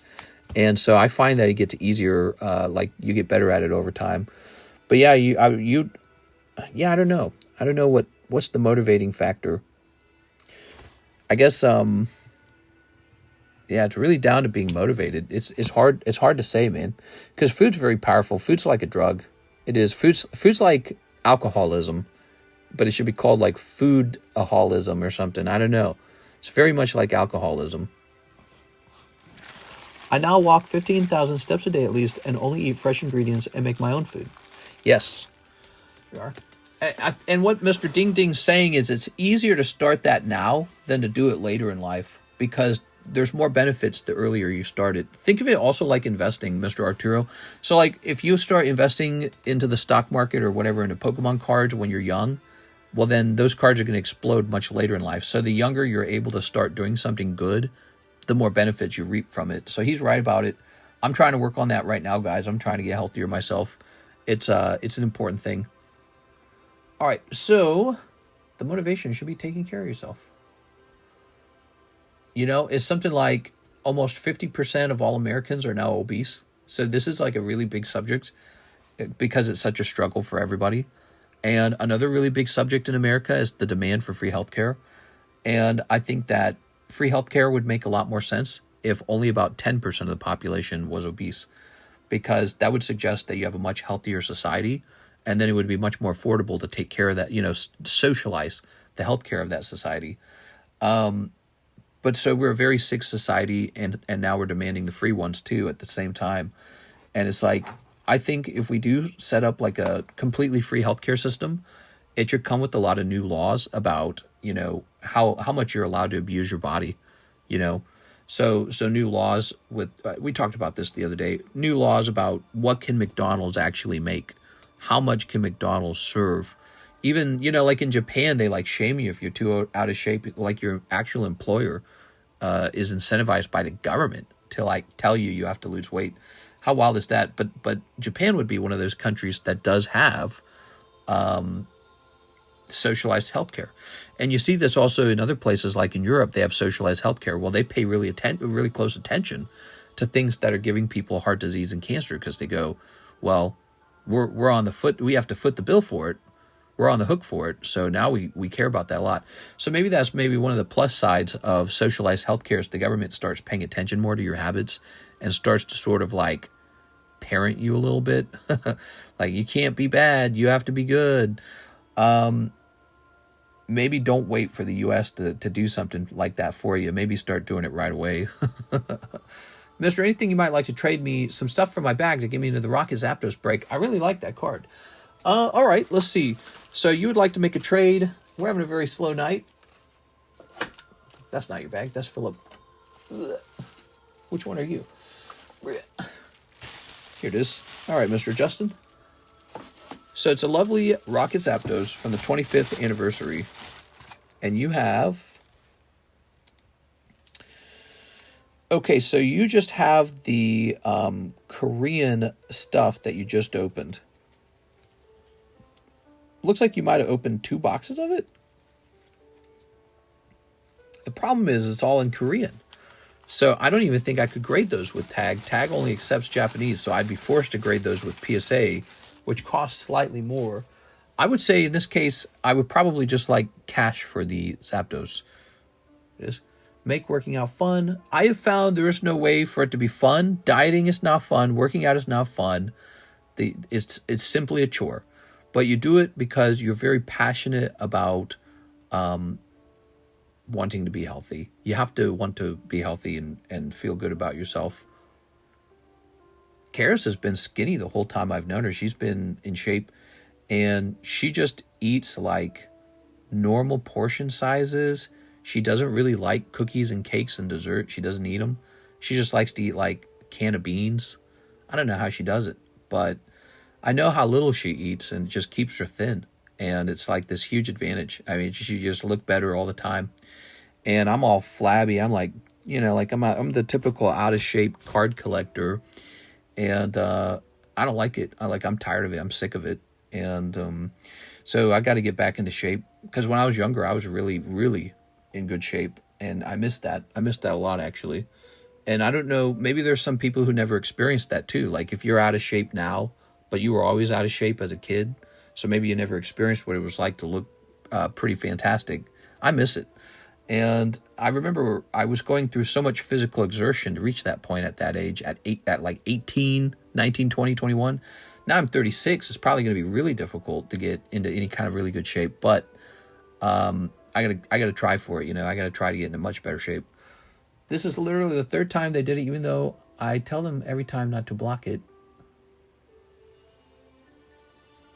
I want to buy it, but my dang bank blocked my card for using PayPal again. Wow, that is so annoying, man. That would frustrate me to no end. A Bank of America has done that to me, but they always text me and they say, "Was this you?" And I say yes, and then it just gets unlocked right away. Ooh, I see the sun coming up. It's 5:23, guys. All right, we're all done for the night. No street skating as much as I used to, but boarding is always a good workout for me. I think I might work on landscaping my own house, making it nice. Maybe prepare it to be rented out. Kirsten and I might be moving out of this lake house into a very humble small home. And then this house may be rented out and I may not see it as much anymore. It depends on what we do next. I don't know. Really trying to optimize our finances, but I don't know if I'd like that much. Because, again, we're thinking of maybe buying a small home in Tennessee, moving out of this house, letting it get rented, letting it earn money as a vacation rental. But, if we're living in Tennessee, we don't even get to enjoy it. So that'll be really sad. So I don't know. It's just something we'll think about. I don't want to lose 5% every year. It's a lot of money. And when I talk to AI, all the AIs agree. They say, you're losing too much money being in Missouri when you're an online business. You can just move your business to tax-free. So I feel like I have to do it. It just makes a lot of sense. Your wife is moving out? Oh, she would come with me. Found your eBay page. Ah, nice, man. I'm going to buy a thermal to bring in coffee. This is literally the third time. Time for something new. Look out. South Carolina. No. South Carolina is not going to make it. They're not tax-free. Just the tax-free states. All right, guys. I had a lot of fun with you tonight on this Tuesday night. It was cool showing off the tag slabs. Lots of fascinating tag slabs left. I mean, if you showed up later and you didn't see the beginning of the stream, we got a lot of tag slabs. Look at that. Back from tag. That got a 9. Sad. That got a 9. That got a 10. We got a lot of slabs now. And I was hoping this would grade 10 with them. All right. But what did this grade with PSA, by the way? I never found that out. Got to come through more. Good night. You're all the goats. Oh, thanks, man. I'm glad you hung out tonight. I'm going to see this real fast. So we're going to jump into my own YouTube channel. Your videos, live. And then let's look up PSA returns. Oh, wait a second. That's for all of YouTube. Let's go to YouTube Studio, maybe. Subscribers are down. We are. PSA returns. See, when I see stuff like that, data suggesting, oh, you're sliding, I go, oh, I got to work harder. This was 3 months ago.